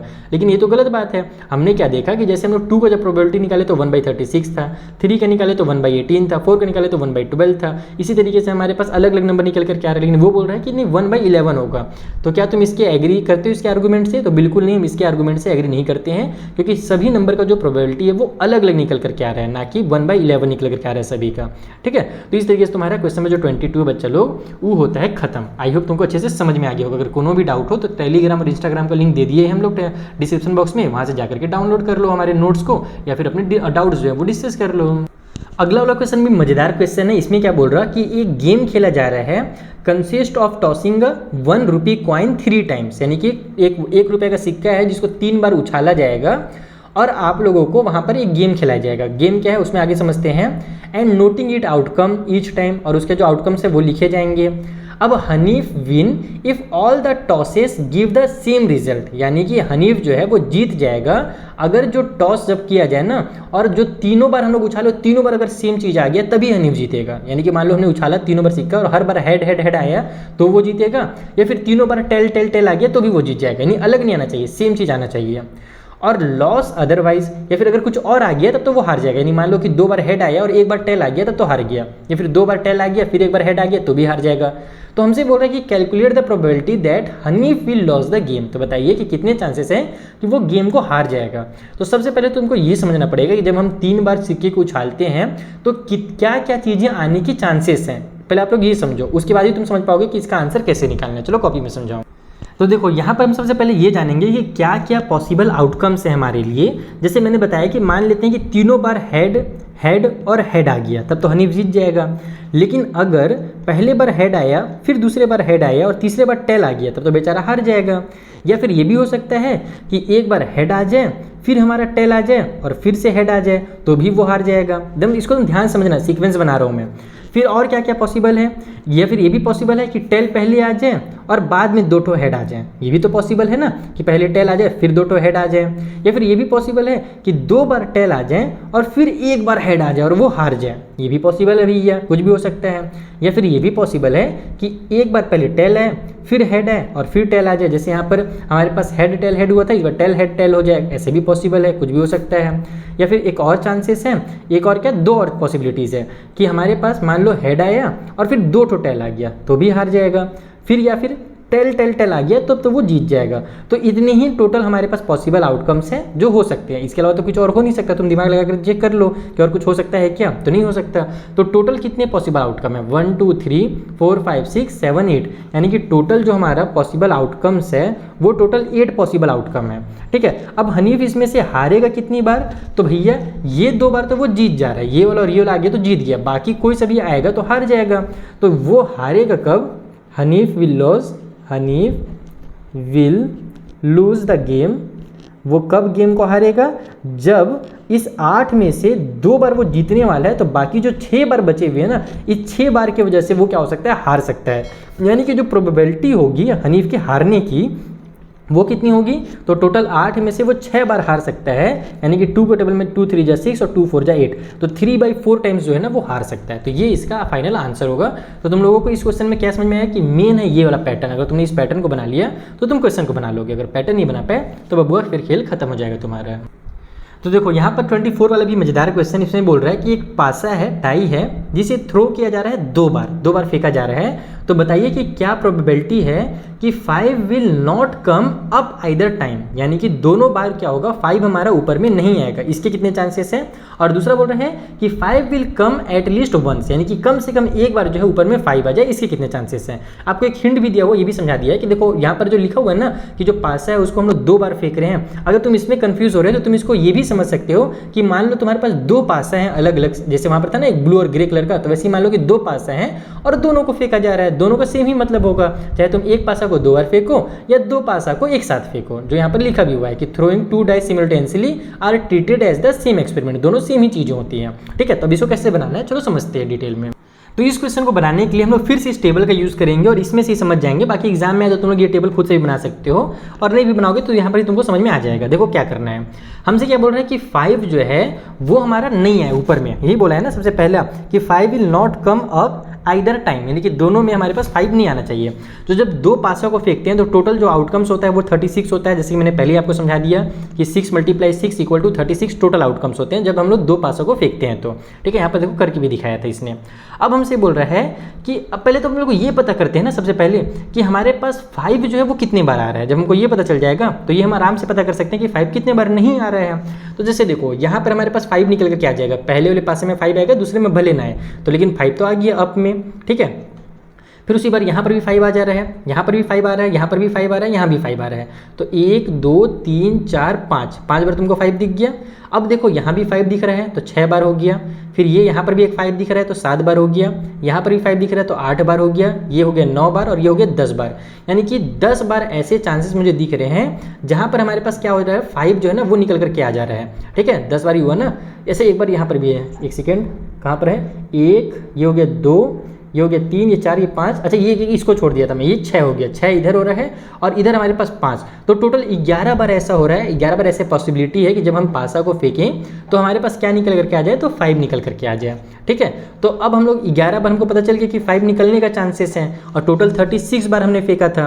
तो 36 में से 11 को माइनस कर दो, 36 माइनस 11 इक्वल टू हो जाएगा 25, यानी 25 टाइम जो है ये जो बाकी नंबर दिख रहे हैं ना, टोटल 25 नंबर से तुम चाहो तो काउंट भी कर सकते हो। तो 25 टाइम्स हमारे पास 5 नहीं निकल करके आएगा।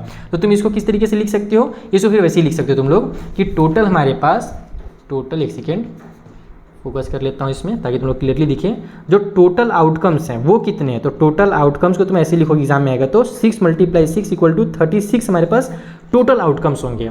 ठीक है, अब हमारे पास जो आउटकम्स हैं जिसमें 5 आएगा, यानी कि हमारे पास इसको ऐसे लिख सकते हैं हम लोग, आउटकम्स वेयर 5 कम्स। ठीक है, हमारे पास जो 5 है वो निकल करके आ रहा है। वो कितने बार आ रहा है, तो 11 टाइम्स हमारे पास 5 निकल करके आ रहा है। तो इसका मतलब कि हमारे पास 5 कितने बार नहीं निकल करके आएगा, इसलिए आउटकम्स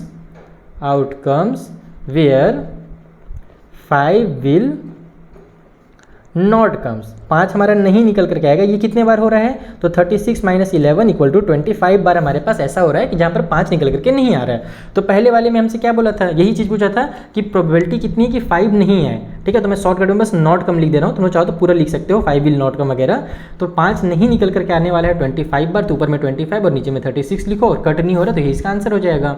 और सेकंड वाले में पूछा था कि 5 निकल करके आ जाए, 5 जो है वो हमारे निकल करके आ जाए। तो कितने बार निकल करके आ रहा है, 11 बार निकल करके आ रहा है। तो 11/36 जो होगा वो हमारे निकलने के चांसेस होंगे। तो क्वेश्चन इधर बहुत ईजी है, मेन है तुमको यही चीज़ समझना कि आउटकम जो 5 कितने बार आ रहा है, तो 11 बार आ रहा है। और इसको कैसे समझोगे, तो या तो दिमाग में टेबल बनाओ या तो कॉपी में टेबल बनाओ, जहाँ पर ही बनाना चाहो आप बना सकते हो।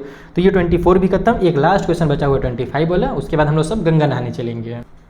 तो देखो जो 25 वाला क्वेश्चन है ना, इसमें क्या बोल रहा है कि यहाँ पर कुछ आर्गुमेंट दिए हुए हैं, कुछ या सेंटेंस कह सकते हो दिए हुए हैं, जिसमें आप लोगों को बताना है कि करेक्ट है या फिर इनकरेक्ट है और अपना आंसर का रीजन भी बताना है। जैसे पहला वाला दिया हुआ है, इसमें बोल रहा है कि 2 coins are toss simultaneously, there are 3 possible outcomes, यानी 2 कॉइन्स को हमने उछाला, साथ में 3 पॉसिबल आउटकम्स हैं। क्या क्या हैं कि या तो दोनों में हेड आ जाए, या तो दोनों में टेल आ जाए, या फिर एक में टेल और एक में हेड आ जाए, कुछ भी हो सकता है ना, दोनों में अलग अलग आ जाए। 1 ऑफ ईच का मतलब वही है कि किसी में भी कुछ भी आ सकता है। तो 3 पॉसिबल आउटकम्स हमको बताया गया है। तो इसलिए for each of these outcomes the probability is 1/3। तो इस वजह से यहाँ पर जो प्रोबेबिलिटी होगा क्या वो 1/3 होगा, तो बिल्कुल भी नहीं। अगर मान लो दोनों में हेड आ जा रहा है तो हमारे पास जो पॉसिबल आउटकम यानी जो प्रोबेबिलिटी हो गया वो तो 2/3 हो गया, यानी कि दोनों में हमारा हेड आ रहा है तो टोटल तो 3 हमारे आउटकम्स है, तो नीचे में 3 लिखेंगे, लेकिन ऊपर में तो हम लोग 2 लिख देंगे। उसी तरीके से अगर हमारे पास मान लो दोनों में टेल आ गया तो उस कंडीशन में भी 2/3 होगा। हाँ, अगर एक हेड आया तो फिर 3 में से 1 हम लोग लिखेंगे, नहीं 1/3 हम लोग लिख सकते हैं। या फिर टेल आएगा तो फिर उस कंडीशन में 1/3 लिखेंगे। लेकिन अगर दोनों में हेड या दोनों में टेल आ रहा है तब तो प्रोबेबिलिटी हमारा 1/3 होने से रहा, ये तो पॉसिबल ही नहीं है। तो इस वजह से ये हमारा गलत हो जाएगा। बाकी इसका रीजन जो तुम्हारे बुक में दिया हुआ है इक्वली लाइकली वाला, उस तरीके से भी तुम इसको लिख सकते हो। दूसरा वाले में क्या बोल रहा है कि अगर एक डाई को हम लोग थ्रो करते हैं, फेंकते हैं, तो there are 2 possible outcome, an odd number और एन इवन नंबर। पासा को फेंकने के बाद 2 ही पॉसिबल चीज़ें हैं, या तो ऑड आएगा जैसे कि 1 आएगा, 3 आएगा, या तो 5, ये ऑड नंबर आएंगे, या फिर इवन नंबर आएंगे जैसे कि 2, 4 और 6, ये इवन नंबर्स हैं। तो therefore the probability of getting odd number is 1/2, यानी कि जो प्रोबेबिलिटी ऑड नंबर आने का वो 1/2 है। तो यस, इसमें 1/2 क्यों होगा, इसको मैं दोनों तरीके से समझाता हूँ, इक्वली लाइकली वाले तरीके से भी समझाता हूँ और इसको नॉर्मल तरीके से समझाता हूँ। ऑड नंबर हमारे कितने हैं, 1, 3 और 5 हैं, 3 नंबर हैं ऑड, टोटल 6 नंबर्स थे हमारे पास, तो 3/6 इक्वल टू 1/2 होता है। ठीक है, तो उस रीजन से भी ये हमारा सही निकल कर क्या रहा है कि ऑड नंबर की जो प्रोबेबिलिटी 1/2 है। दूसरा तुम देखो रीजन क्या है कि ऑड नंबर भी हमारे 3 ठो हैं और इवन नंबर भी हमारे 3 हैं।